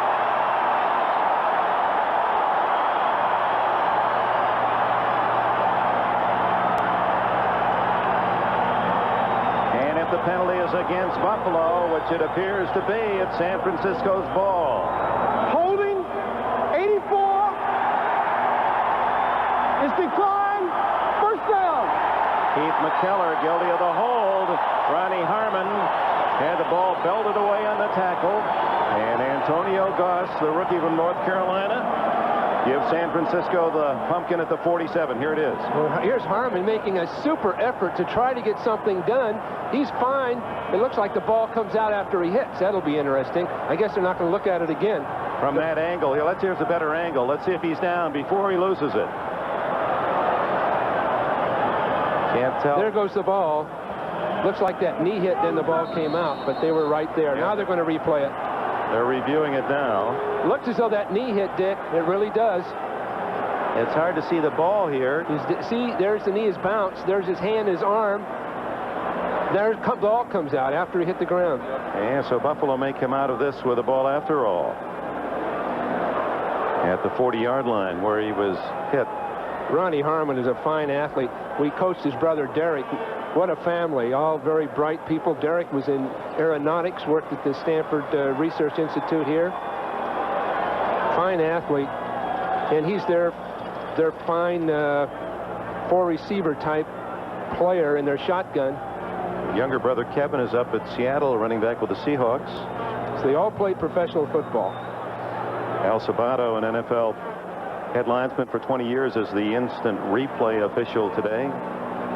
Worked a couple of Super Bowls, and when they didn't call the other one a fumble, that puts a lot of doubt in my mind whether they can, what they're going to call here. Tough to reverse it when they didn't reverse what appeared to be an obvious fumble in the first half.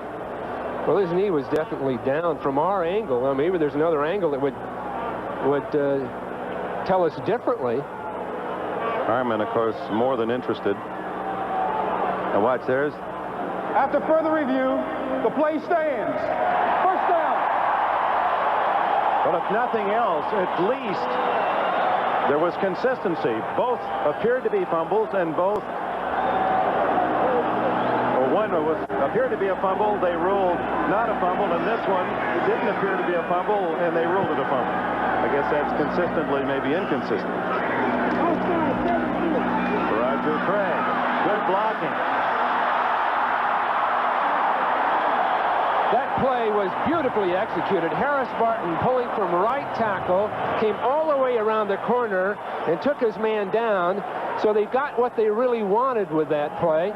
They got the tackle in front of the ball carrier. Beautifully done job, and it looked as though both these people will pull, but Harris Barton, you'll see him come all the way around, will make a key block. But the timing of it was, there's your guard pulling. Now here's Harris, 79, working. There's that cut block, taking people's legs right out from under them. That's, in a sense, unique to the 49ers. Other teams haven't emphasized cutting people down all across the field, and we've seen it over and over today. Our first down is Tom Rathman. He's to the 30-yard line. Jeff Wright got to him. So often in professional football, as the years pass, everyone begins to play standing up, very physically, knocking each other around. But you have to have sort of a throwback approach utilized by the teams many, many years ago. Paul Brown emphasized cutting people down at the point of attack. Craig gets a hand as he comes out, but there has been accusations against you and against Seifert and the 49ers that that's dirty football, cutting down around the leg. It's uncomfortable football, Dick. Very uncomfortable for the defensive players to be cut down. But it's well within the rules. There's another cut block. Terrence Flagler from Clemson getting a rare chance to carry the ball. He's only lugged it 17 times this year. #1 pick a couple of years ago, and to this point would have to rate in the disappointing category. Well, if he played regularly, I think he could become one of the top running backs in the sense of making the 1,000-yard threshold because he is quick enough and he is able to make people miss, and he is strong enough. But he has had real problems converting, in a sense, to being a backup player behind an all-pro in Roger Craig, and he hasn't lived with that very well. Hasn't set with him very well, and it's affected him. In fact, Flagler left the team, did he not, earlier this year? On 3rd and 3, it's Flagler following his blocks, and he'll be very close to a first down. Got a blitz up inside by the Bills that time, and Flagler and the entire offensive line got outside of it, in a sense. Both the pulling guard, pulling tackle got outside of it. And that will be the end of the 3rd quarter. I know they've called time with 1 second to go to measure for a first down. So it'll be first down, San Francisco, 4th and inches,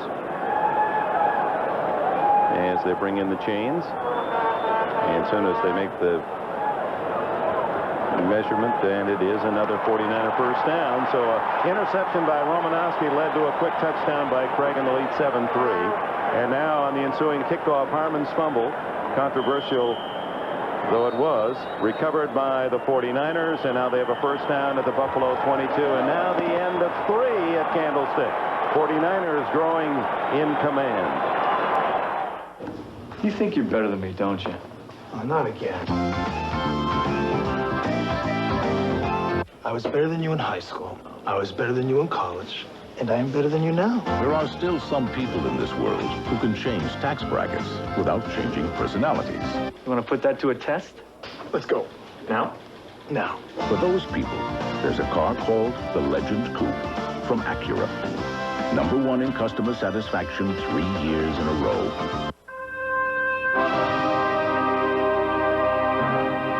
This isn't an ad for 2001. This is an ad for Zenith's VHS VCR with dazzling special effects and remarkable hi-fi stereo sound. When you have a Zenith VCR, the movies you bring home will take on a whole new dimension. Zenith. Quality. If you thought you had to give up comfort to get a close shave, Norelco says, think again. Their revolutionary shaving system shaves skin close in a way that's incredibly comfortable. As the hair enters the chamber, the patented lift and cut system lifts each hair and holds it a split second before a blade cuts it, so it's possible to shave skin close without the blades even touching the skin. The lift and cut shaving system from Norelco. We made close comfortable. A classic Christmas ballet comes to the ice with America's sweetheart, Dorothy Hamill. It's a holiday special for the entire family. NutraSweet presents Dorothy Hamill in The Nutcracker on Ice. Next Saturday on NBC Sports World. Happy holidays, everyone. San Francisco 49ers less than a touchdown worth of points from a perfect year, beaten by the Rams 13-12, beaten by Green Bay 21-17. They are the dominant team in the NFL as they endeavor to repeat their Super Bowl championship. Flagler hit by Carlton Bailey, number 54, second-year linebacker from North Carolina. Well, this is really getting seasoning for a number of players. We've seen Chuck Thomas at center, Terry Tausch at guard. We've seen Steve Wallace in, who's been one of the better offensive tackles until his injury in the Super Bowl. So we've seen the offensive line utilizing everybody. Flagler at running back, and of course Young at quarterback. Jamie Williams at tight end. So they're getting all the exposure they can to prepare themselves in critical situations in the playoffs. 2nd and 7 with Rathman, the running back. That's Jamie Williams, the tight end. And he's wide open, but they go to another man open, Taylor, and he's finally wrestled down at the 2-yard line. And it took 2 men to get him there. Odoms was the first to make the hit, and it appeared Taylor was going to rip away for the score. Well, Taylor again got inside of Odoms. Bless his heart, Odoms has had a real tough time with these things today because they're running slant patterns. Odoms with no help, and Taylor getting up underneath him right here with a nice move. Now he has a step on him. Odoms is in trouble to make a play because he has so far to reach. The safety's not getting there. Those are just very well executed plays. Ram said that Taylor's so bottom heavy you can't tackle him. He's very strong. Good low center of gravity. Young. Touchdown.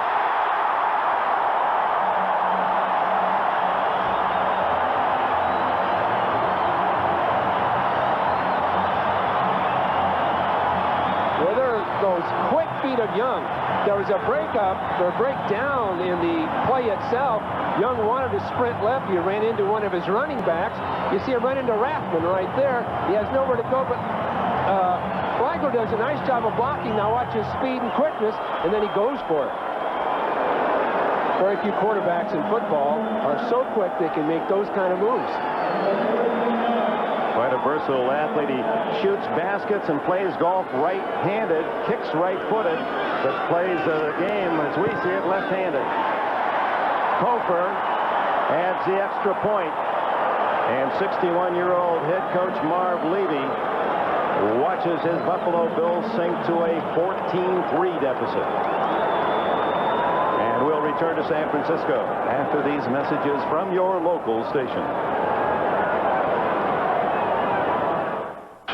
Cosby's Keisha Knight Pulliam takes your whole family on a dandy and entertaining holiday adventure. Awesome. A Connecticut Yankee in King Arthur's Court, Monday at 8, 7 Central and nothing.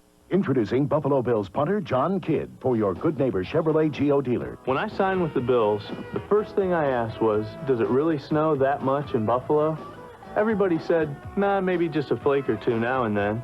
So, of course, the first thing I did when I hit town was see a Good Neighbor Chevy dealer about a 4x4 Blazer. It's a great truck. In fact, if I never saw another snowflake, I'd still drive it. Chevy S Blazer now with up to $1,250 cash back at your Good Neighbor dealer. This is the hand of political cartoonist Tom Towles.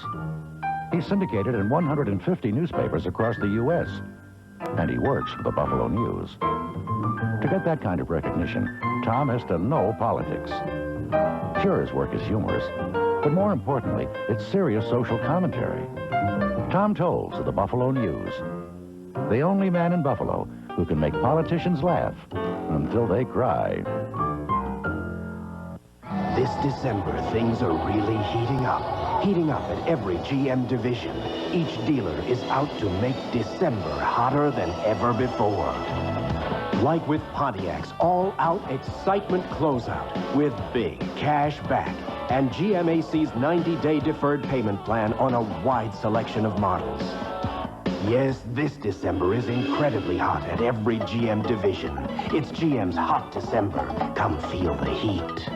Celebrate this festive season with Here's to Your Holidays, tonight at 8 on Channel 2.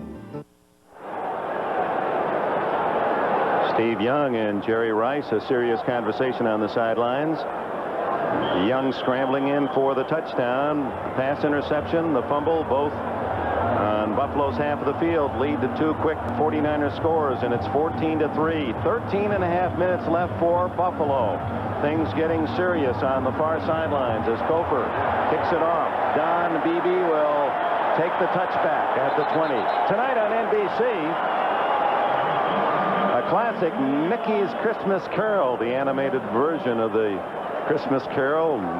Scrooge Duck. My 5-year-old Nicole, boy, hope we'll get home in time to be able to watch it with her. Can I see it? And Jillian and Sister Kate. And then the Sunday night movie, Desperado Badlands Justice, with Alex MacArthur as Duel McCall. That's all tonight on NBC. Well, there's a duel right now. Jim Kelly is going to have to bring this team back to get it done this year. This is a critical game. Kelly goes to work. Haley after him. Breaks out of the tackle, and Kennebrew fumbles the reception. He had it, but couldn't pull it in. Well, Jeff Brooks. Dick, 49er quickness on defense really demonstrates itself. Now, they don't have Michael Carter. They've lost Jim Farnhorst. They've lost other people, Eric Wright, any number of players. But the point is, their quickness on defense is too much for the Bills right now. Their offensive line is not able to handle their quick people in Kevin Fagan, Pierce Holt, those kind of players. Haley in particular. Bill started well with 119 yards, but since then they have been shut down. Out of the backfield to Thurman Thomas, and nothing but red shirts out there. Jim Burt, the former Giant, first to make the hit. And Matt Millen out there too. Two people that have joined the club and been part of this scenario. San Francisco, the best record in the NFL in the 80s in December, and the Bills at 9-24, the worst report card. Why, Bill? Why are the... Gee, I don't know. I can't Bills, speak for, how about the Bills? For the Bills. I really can't. I don't want to know about They just haven't developed the depth of character as a team, and Marv Levy's attempting to do that at this time. This is why this game's so critical. Wide open is Reed, but it's intercepted. Ronnie Lott gets the carom. Lott with a record interception. And he's trying to turn it into 6. He gets to the 8-yard line. Number 48 for Lott to break the tie with Jimmy Johnson all time.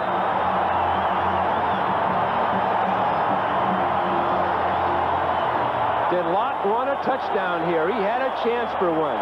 That would have been a record, too. The ball was overthrown. It's that simple. Reed got his hands on it, and then it popped right back to 42. Those are so tough. And it looked like, was it Pollard or Griffin that made that big hit on Reed? But now Lott's looking for 6 right here, because that would be another record.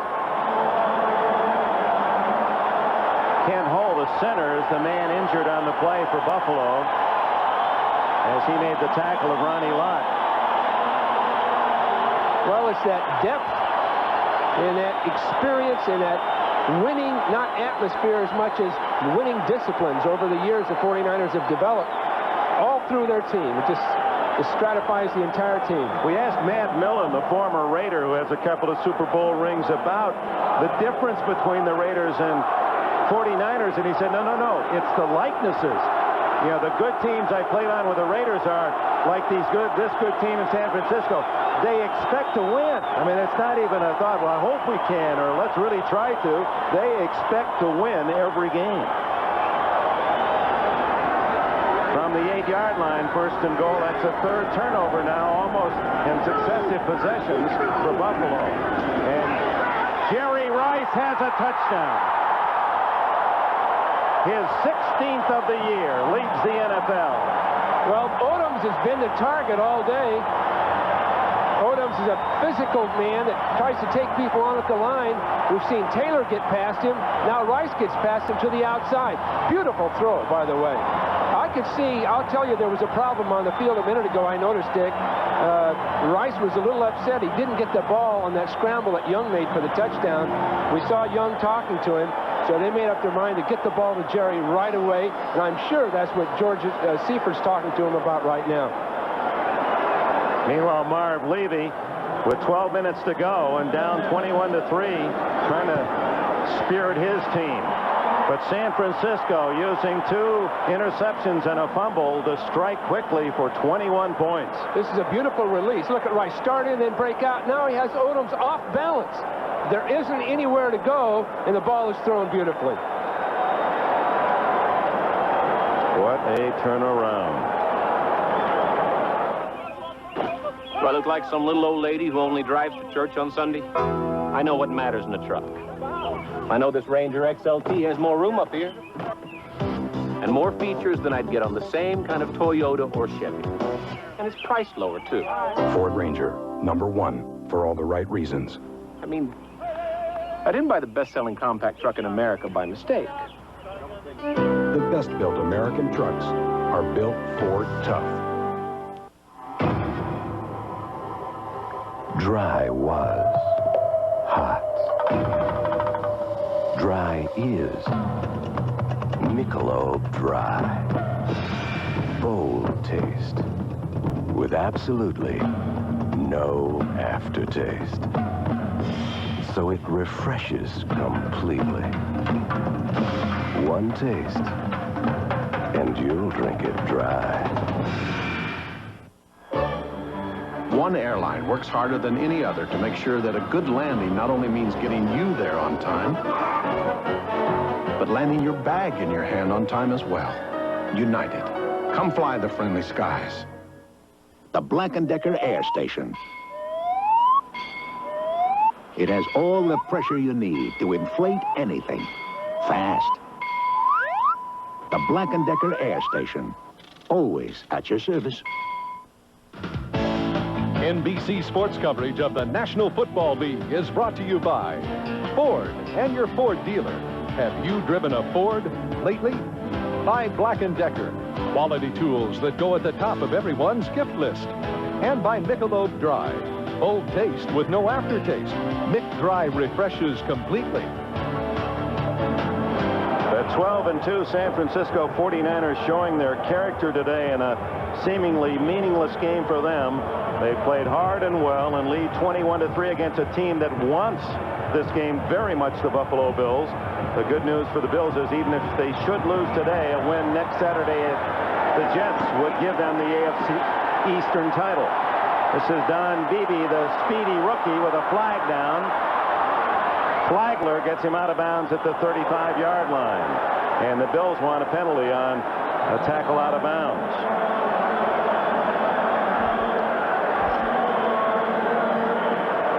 That was a great job of coverage by Steve Hendrickson, a Cal grad from across the way.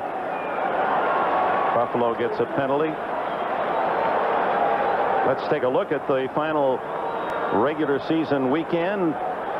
Buffalo Bills and the Jets, 12 o'clock for NFL Live next Saturday. And obviously that is going to be a very important date for Buffalo and all the Bills fans around the country. Then on Sunday, here's our lineup. How about the Raiders at the Giants? Kansas City, Miami. Miami losing today at Indianapolis. Things are tougher for them. Indianapolis at New Orleans, Pittsburgh, Tampa Bay, and Denver will play in San Diego. Well, here comes the sack time for the 49ers. They know the Bills have to throw the ball. Andre Reed, he's got a half dozen catches. Chet Brooks makes the tackle after a 6-yard gain. You know, Jim Kelly, we had that remarkable stat. When he throws an interception this year, the Bills are 1-6. And he's thrown 2 today. The Bills are really going to have to work at it, assuming they lose this game, to get it back together as a team, because they still can do it, as you pointed out, Dick. Well, they're going to have problems with just the attitude on the team, because it's not too hard to start turning on each other when things go poorly. We saw it last week. It can happen this week. Kelly upset at the play calling. Thomas upset at Kelly's remarks. It can run rampant through a team. Players refuse to talk to the press 48 hours before the game. That was a first down to Harmon. Flag down. Andre Reed out of bounds at the 50-yard line. Again, Pierce Holt was almost there. He was just on the edge of beating Devlin inside. Linesman threw the flag. Appeared to be offside. The call, let's see against whom. Delay a game against San Francisco. Must be. Could have been. They were trying to substitute it right at the end.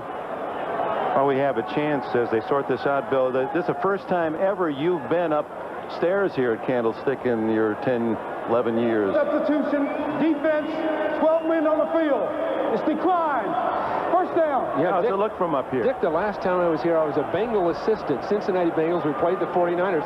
That was like 1974. So how many years has that been? And it's a little strange, I'll tell you. They do a great job with their press box. And it's a great vantage point, I know that. Up here, somewhere up here with us is Mike Holmgren, the offensive coordinator. I think he's done a great job of even refining the skills more and more of the quarterbacks and the passing game. Did you watch the game Monday night? Just parts of it.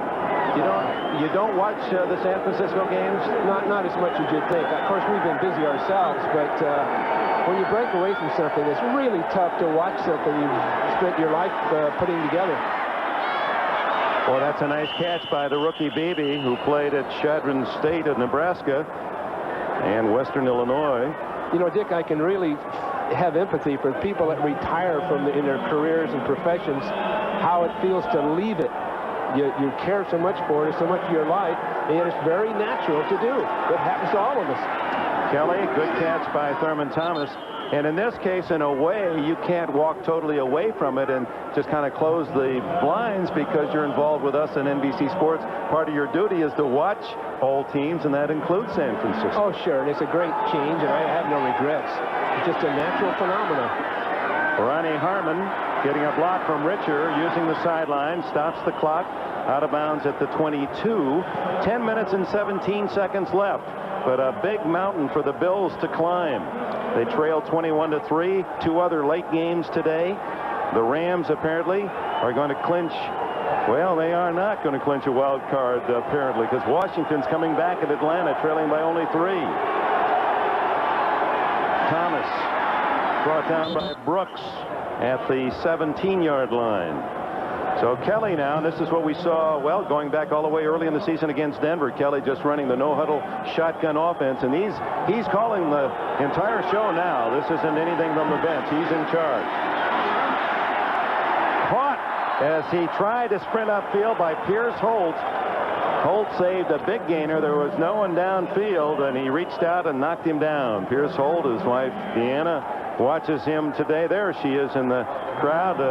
When you talk about a team, a marital team, Kelly. Oh, boy, he threw that up for grabs. Now, that's the kind of pass that just scares everyone who roots for Jim Kelly. He plays brilliantly, and there throws a ball to one white shirt with 4 red ones around him. Well, the Bills do okay with the 4-receiver offense in their shotgun. They do okay. Their problem is converting from the running game to this form of passing. There isn't an awful lot in between. We saw the interception just a short time ago. They haven't developed their play-pass system of football as well as maybe they could have. Now it's 4th down and 4.5. There's a first down to Reed, the ever-dependable wide receiver. 1st and goal to the 9-yard line. Brooks and Johnny Jackson make the tackle as 8 catches now for Andre Reed and 97 yards to lead everyone in that department. That gives him 80 catches for the year.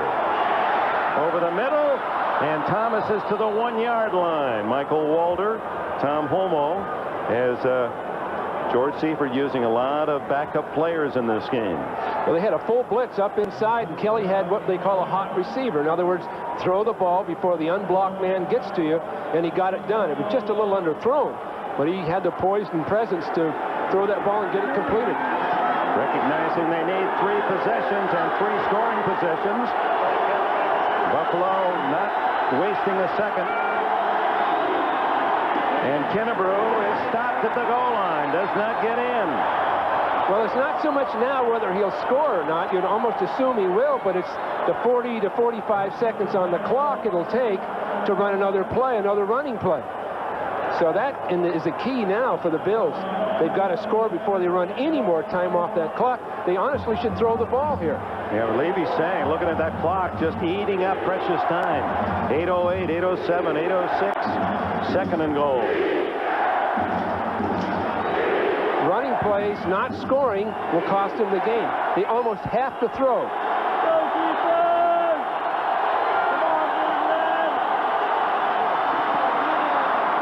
And the touchdown run in by Kelly himself. That stops the clock with 7:49 as they get a 6 and their first rushing touchdown in 4 games. Well, it's going to take a very efficient football team to do it here. Now, you see really an option. You fake. Kelly's coming down the line with a swing back. He fakes to him, and Brooks is caught in between. So, well done. Possibly a little bit late. So now we're going to look at the Buffalo Bill defense. They're going to have to take over the game right now. Scott Norwood. And it's 21-10. 7:49 remain in San Francisco. And all of a sudden, I was just thrown to the ground. It's like my eyes were seeing, but my mind couldn't comprehend what was happening. Just about everything we own in the world was broken. As a neighbor went past, she said, "I'm sorry, but your house fell down the hill." On October 17th, an earthquake took Northern California by surprise. The next day, so did Allstate. They actually drove up here in the middle of the night. And they land in Los Gatos, California, and within 6 hours, they're at my door.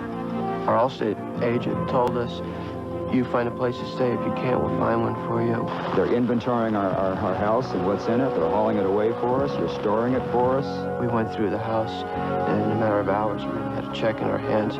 And to see a check right away is amazing. They are handling it for us, and in a caring manner. I expected bean pushers, and I got sensitive people instead. You find out how good your insurance company is when there's a disaster. I couldn't imagine owning anything but a pickup. And from what I know about hauling stuff, I couldn't imagine owning anything but a big Ford. You see, this Ford's got a longer, deeper box that can handle a bigger payload than any Chevy its size. The big Ford pickup. #1 for all the right reasons. Maybe that's why more folks drive Fords than any other truck. The best-built American trucks are built Ford tough. Whoa! LT. The silver and black attack. And the big blue wrecking crew. The Raiders battle the Giants. Next Sunday. Jim Kelly trying to spur his defensive teammates into a big play, a turnover, so he can get another chance. That no-huddle shotgun offense marched down. It took them 4 minutes and 24 seconds to go the 78 yards and get the touchdown. And now the kick, the 49ers creeping close to midfield, looking for a possible onside kick. Now we'll see the 49ers utilize their running game. This is what George Seifert was speaking of before it started. Being able to run the ball in this situation. This is what it takes for a real champion. To use the clock, make first downs. Because Buffalo's already shown that they can score quickly with Jim Kelly throwing. If you could remove yourself, well, let's look at the other scores while we have a problem here on the finals from earlier, and a big win in overtime for Cleveland on a fake field goal. Green Bay sweeps Chicago. The Bears are 6-9. Indianapolis keeps hopes alive and hurts Miami, helps Buffalo. Detroit wins again. Rams are winning. Washington has rallied 3 touchdowns late at Atlanta. Henderson is brought down at the 38-yard line. Let's talk about George Seifert as we watch him as he looks on at the score by Jim Kelly of Buffalo. Can you remove yourself far enough from Seifert to say, if you were just an observer now and you watch Seifert coach, you watched his practices, you watch him in a game, could you make an evaluation? What is your impression? Well, he's a hands-on coach. He manages the game beautifully.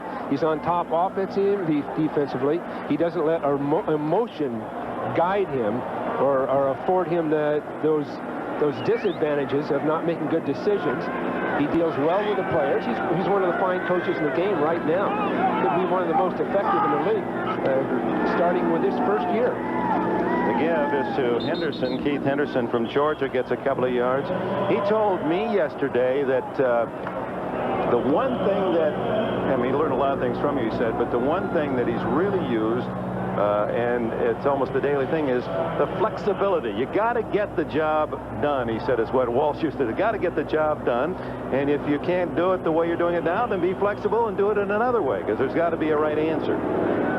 Well, whatever it is, he's got the best formula in football at this point. This is the best team, and it's the best coach. Well, the AFC side just wondering who's going to stand up. Is it Denver, or will it be somebody else? Young. Oh, Radisak on a ball that Young was trying to throw away, but yet make it look close enough that it wouldn't be a grounding penalty, and Scott almost meat-hooked that one. If Scott had gotten just a little lucky with that catch, that's what Buffalo needed, just a chance to get back in it around the 50-yard line. But as it stands, if the 49ers punt, it'll be almost impossible to get back into the game. Well, it did They need a break. That's all there is to it. Did stop the clock with 6:55. Buffalo does have all 3 of its timeouts left. And Kelly seems to be very much in control and very effective out of that no-huddle shotgun. He likes it. He runs the offensive ball-making. Third down. This is Flagler outside. And a good tackle by Carlton Bailey that might have denied a first down. Well, that was good pursuit by Bailey. He had to stay with it because Flagler is swift. And Flagler read the blocking well. He just barely missed it, but Bailey's speed allowed him an opportunity to make the play. Well, back close enough that Johnny Greer says we're going to measure.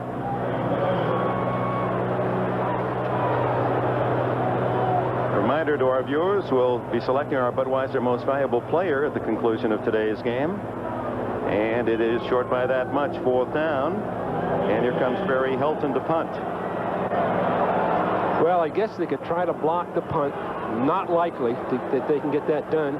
Or the return. The field position is what hurt them. The 49ers were able to move the ball just far enough that Buffalo has almost too far to go to score twice. But if they can get one in and then get lucky, guess is what it's going to take. Well, that's what happened with the 49ers Monday night. They were able to muster that kind of rally at Los Angeles.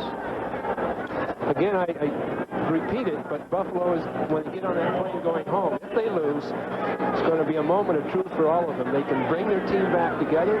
They're still capable of doing it. Helton to Nicky Sutton. Great coverage to the 19-yard line. Just great coverage, Dick. They had everybody there, and of course they were trying to block it, so the coverage people were allowed to get down the field. Steve Hendrickson and Bill Romanowski made the tackle. Well, he's one I really like coming out of Berkeley, Cal Berkeley. He's smallish. He's much like the Billy Ring role that the 49ers had in the early 80s. Billy Ring, a fine little fullback from BYU. Well, Hendrickson takes that role in special teams. All right, here's Buffalo. 6:39 to go.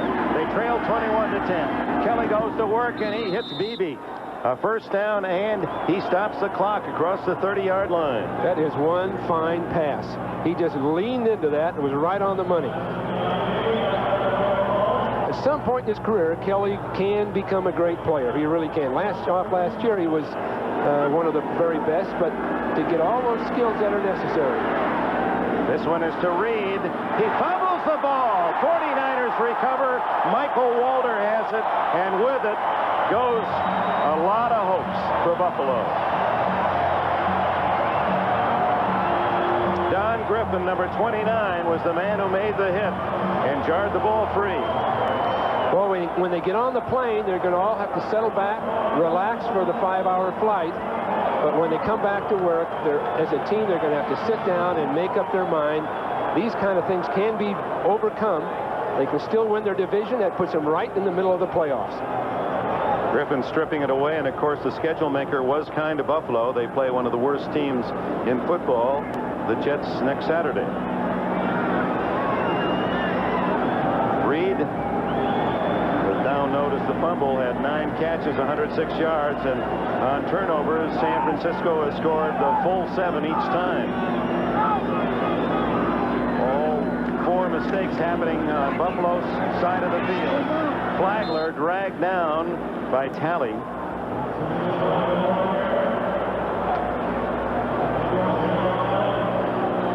San Francisco, you agree, of course, Bill Walsh, with most everyone around the country, Joe Montana or whoever is running the ship, Steve Young today, obviously the best team in the game, but you were the best team in the game a couple of years ago when you hosted Minnesota here. Right, in 1987, we were 13-2. We just blew through everybody right through the season, and then we're stunned by Minnesota. That's always possible, but the experience of having occurred will probably help the 49ers. They can remind each other of it. Second down, 13 on the ground and up the middle. As they protect the football, do the 49ers and chew more time off the clock as Henderson, and now Buffalo will spend a timeout. 5:28 left in the game. Andre Reed has had a big game, but unhappy with himself. That last fumble may have destroyed any comeback hopes. Anybody who knows anything about four-wheel drive can tell you about Ford's Touch Drive. It's the standard system on this Ford Ranger, and it lets you go in and out of four-wheel drive on the fly just by pushing a button on the dash. Ford Ranger, #1 for all the right reasons. So why mess around with some clumsy floor-mounted shift like Chevy has when you can just push a button? The best-built American trucks are built Ford tough. Most of my friends don't know what they're going to do after graduation, but I've already locked in guaranteed skill training in the Army. Qualify now and you can reserve even the Army's most sought-after technical training up to 12 months in advance through the Army's delayed entry program. Sure, being a soldier won't be easy, but then nothing worth having ever is.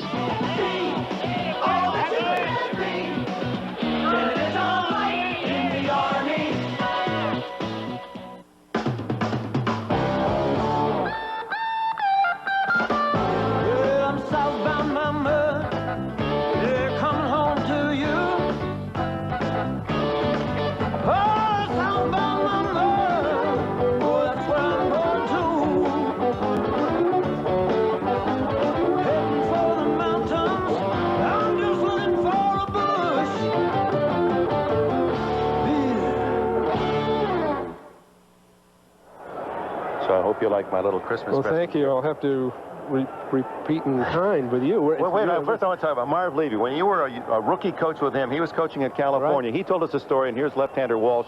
He said, I'd go in and he'd be writing all kinds of plays. Marv would be erasing. He would. And Ted Bartabroda was in the room. He says, he's still Same erasing. thing still happening.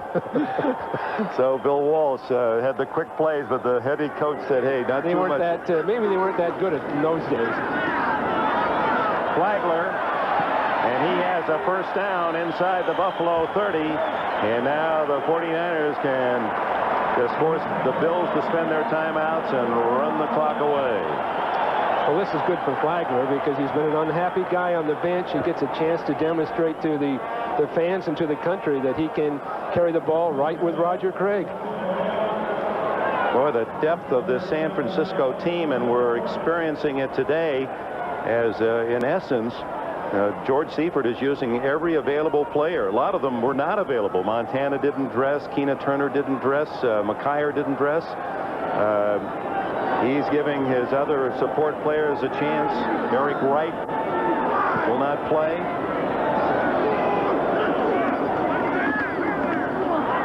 Flagler using his speed to get outside, and then he's crunched at the 29-yard line by Bruce Smith. Well, they're going back to the summer, people trying to project on the Super Bowl, and 49ers got a lot of votes, but on the AFC side, at that time, the Bills were the team on the come. Everyone felt that off their experience in the playoffs last year, going to Cincinnati, coming close, that the Bills would be the AFC team, and now they're 4.5 minutes away from 8-7. Well, you just can't count on making it the next year just because you come close. Marty Schottenheimer had that at Cleveland. You know, he almost made it to the championship game, and then he almost made it again, and he missed the Super Bowl, and Sam White is suffering from it this year. So one great season doesn't make another. You have to come right back and produce again, and that's what Seifert's done with the 49ers, is come right back with a great football team, no question about it, but win again. And Marv Levy can bring his team back this year. As I say, if they can get it back together, if they can put it together and win the last game, then they just go in the playoffs. And as you know, Dick, once you're in the playoffs, your record is 0-0. Well, and the good news for Buffalo, again, is if they win next week against the Jets, they're not a wild card. They get a whole week off. They get that luxury. a lot of pluses out of being the division champion. If they get Bennett back, which I assume they will, and Conlon's playing, that will help immensely, because Bennett coming from one side of the defense and Smith from the other, it creates a little different scenario for an offense to deal with.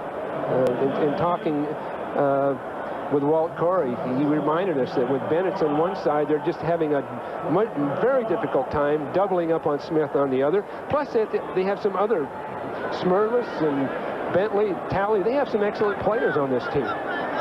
They've been caught in coverage with Odoms having to cover some great receivers and not quite getting it done in this game. They'll have to deal with that. He's on Rice, bottom of your picture now, 3rd and 5. Flagler. And he doesn't get there. Darryl Talley and Nate Odoms make the tackle. Buffalo spends its final timeout with 3:30 left. This telecast presented by authority of the National Football League, intended for the private use of our audience. Any rebroadcast or other use of this telecast without the express written consent of the San Francisco 49ers and the National Football League is prohibited. The game is property of the National Football League, Buffalo Bills, and San Francisco 49ers, all rights reserved. That last play was the classic 49er sweep that goes back many years in professional football.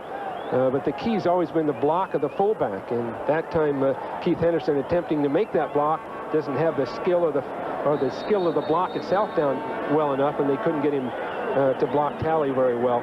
But here's Kofor in the field goal unit on, Bill. Now this surprises me.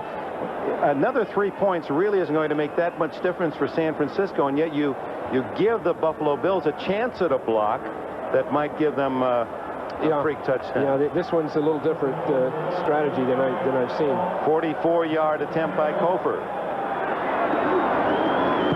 He gets it away, and it is no good. So that also will give Buffalo a little better field position as they'll get the ball at the line of scrimmage. 21-10 the score. You can afford to do that, Dick, I guess, with that 14-point lead. But if it were a 7-point lead, you'd have to punt. Well, it's only 11-point lead. Yeah, that's right. I missed the score again. We revert all the way back to that first game we did. Hey, nobody's perfect. I keep telling you, no one is perfect. 21-10 with 3:26 to go. 27-yard line, but that drive by San Francisco after the fumble chewed up all of the Bills' timeouts. Now you get to see your prevent defense, 3 pass rushers. Here comes the screen. Ronnie Harmon getting out of bounds at the 32. That was a wise choice. He might have made another 5 or 6 yards more going upfield, but the timeout is much more precious at this point. That time Hull came out as a blocker. He just ran right past a defender on the screen. Just looked right past him. Kelly guns the ball to Beebe. Was he in bounds? Yes.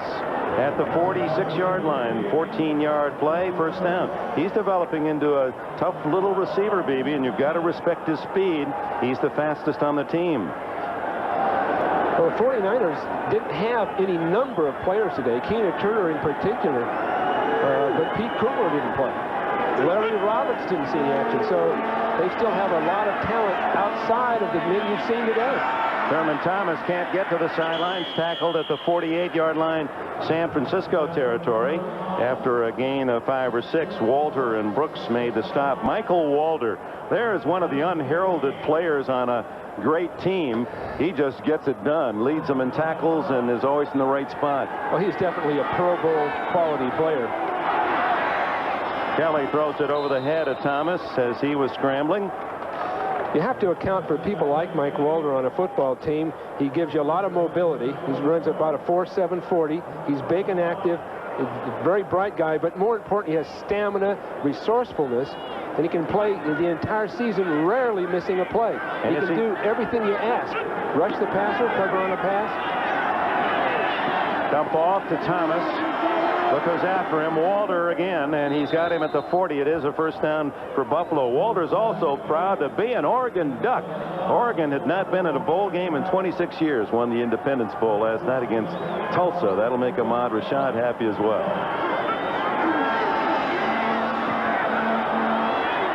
Kelly Runs it out of bounds at the 40, no gain. Gee, Ronnie Harmon should have made a block right there, Dick. He had a chance to cut off the pursuit people, and he dodged the defender who was pass rushing. Not very nice, Ronnie. 2:15 left. Boy, you got to pay the price, Ronnie. That's all there is to it. He had a big lineman, I admit, but he had to make that block. He just forced Kelly to run out of bounds. Now, that's something that we've learned in the last week, how the 49ers block downfield, especially those wide receivers. And Matt Millen said Jerry Rice's blocks on Taylor's touchdowns last Monday night were the real highlight of his pro career. Underneath to Reed, gain of about 8. Romanowski, the tackler, and that'll take it down to the 2-minute timeout unless they really get a play off in a big hurry. No, they're not going to be able to. The Bills, in a game that would clinch the AFC East, trail 21-10. AT&T, the right choice. In 1988, rookie running backs Ickey Woods and John Stevens each rushed for over 1,000 yards. But who holds the record for most yards rushing in one season? Larry Zonka with the Dolphins? Tony Dorsett of the Cowboys? Or Eric Dickerson with the Rams? Which would you choose? Did you know if you're an MCI, Execunet, or a Sprint Dial 1 customer and your business spends over $50 a month, you could be in the wrong plan. You can save money with the new AT&T Pro Watts, and we're going to make it easy. We're so sure that you'll see the difference. We'll pay to sign you up. We'll pay to switch you over. And if you're not satisfied within 90 days, we'll even pay to switch you back. All you have to do is call us, 1-800-222-0400. New AT&T Pro Watts, another AT&T advantage. In 1983, Eric Dickerson, then of the Rams, rushed for 1,808 yards. If you said Dickerson, you made the right choice. I'd like to remind you from San Francisco, the executive producer of NBC Sports is Terry O'Neill. Coordinating producer NBC's football coverage, Ted Nathanson. Today's telecast has been produced by John Faratzis, directed by John Gonzalez. NFL Live, produced by David Neal. NFL Live, directed by Bucky Guntz. NFL Live News producer Ricky Diamond. Technical directors Lenny Stucker, Richard Sansevier. Our thanks to Joe Costanza and company in the booth, Steve Bazika, Dave Ron, Al Barba, Jim Walker, Rush Schneiderman. And there are all the rest of the men and women. NBC Sports brought you the pictures and sounds from Candlestick, where, if nothing else, one has to sit back and admire the team of the 80s, the San Francisco 49ers. And as I watched on Monday as they rallied, I really felt the sense of greatness, Bill Walsh, that we're looking at something that might be one of the greatest teams of all time, the way they're going.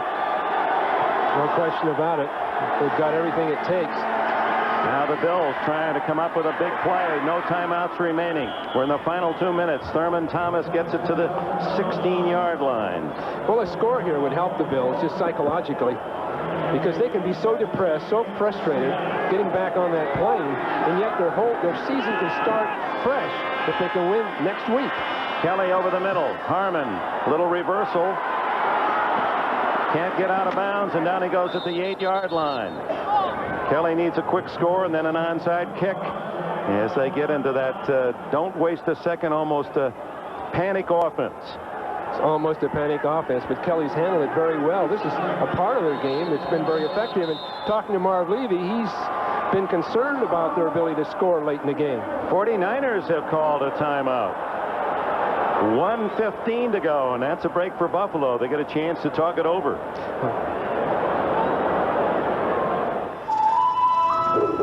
Because of its unique point design, the Black & Decker Bullet Drill Bit drills holes up to 4 times faster than an ordinary drill bit. Nothing's faster than a bullet drill bit. Introducing the cure for a long, cold winter at home. A long white beach in the Caribbean. Let American Airlines take you where? There's something special in the air. Yeah, the key to this game for San Francisco has been the turnovers. Trailing 3-0 until the middle of the third quarter. Bill Romanowski with an interception in Buffalo territory led to the first score. and a series of fumbles and interceptions, 4 turnovers in all. 3 of them became touchdown San Francisco. 21-10 the score. 1:15 left. Kelly has a man open, Thomas, but he's out of the end zone. No touchdown.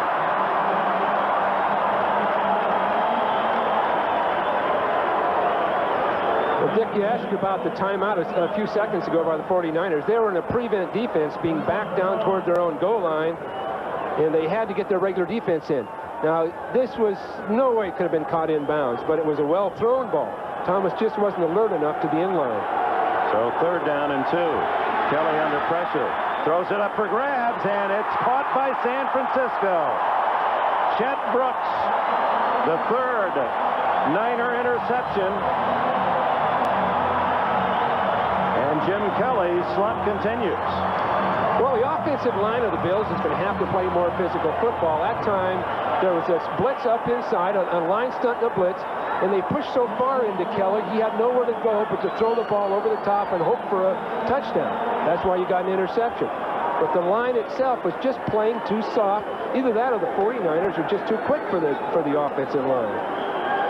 So 1:02, it'll take a snap, maybe 2 snaps of the ball, and this one then will be over. This is just a kneel down for San Francisco as the 49ers go 13-2. It's the first time in NFL history that a first-year coach has won 13 games.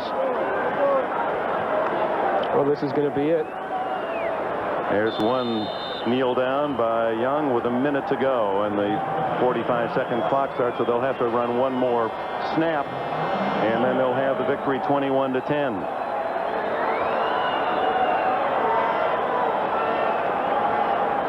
There's Bob McKittrick next to George. Bob McKittrick, one of the best offensive line coaches in the game. And he's a man that's developed the skills that these offensive linemen for the 49ers demonstrate each week that everyone gets so upset at. But that's the game of football. There's Joe Montana in the dark shirt, and he doesn't look at, well, you were just staring at a great competitor, and what he and Steve Young have done for each other, the way they compete, has helped to push each other to even better things. Time for our Most Valuable Player Award, sponsored by Budweiser. Number 33, today's MVP, Roger Craig of the 49ers. Budweiser will make a contribution to the United Way on behalf of all the MVPs selected in today's game. So the Buffalo Bills go home with their 3rd consecutive loss and are now 8-7, and yet are just 1 win away from the AFC Eastern title that would give them a week off and go into the playoffs. 21-10 San Francisco. Users of ordinary nasal sprays will do almost anything to keep the spray up in their nose where it can work. Which is why so many people now use Sinex Ultrafine Mist.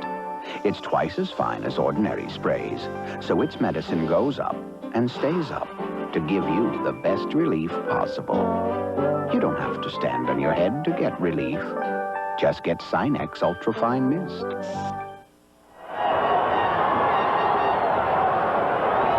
Roger Craig and Darryl Talley, the post-game embrace, and Craig and the 49ers, and going back to George Seifert's comment, were euphoric after the win against the Rams that assured them all the advantages in the playoffs. And then they come back and they really play like champions today. But the real question as we leave is, can Buffalo even beat a team like the Jets next Well, they can be very depressed and frustrated. It's been a long, hard season. People are worn out with football. They're weary of football. They don't want much more football, but they can still win their division. Yeah, they lose it today, 21-10. For Bill Walsh, Dick Enberg, thank you for being with us at Candlestick Park. Next on most of these NBC stations, it's Mickey's Christmas Carol, followed by Ann Jillian and Sister Kate in the Sunday night movie, Desperado Badlands Justice. And here in Candlestick Park, the Super Bowl champions, best record in football, show just why they are best in the 80s. The 49ers, in a seemingly meaningless game, defeat Buffalo 21-10.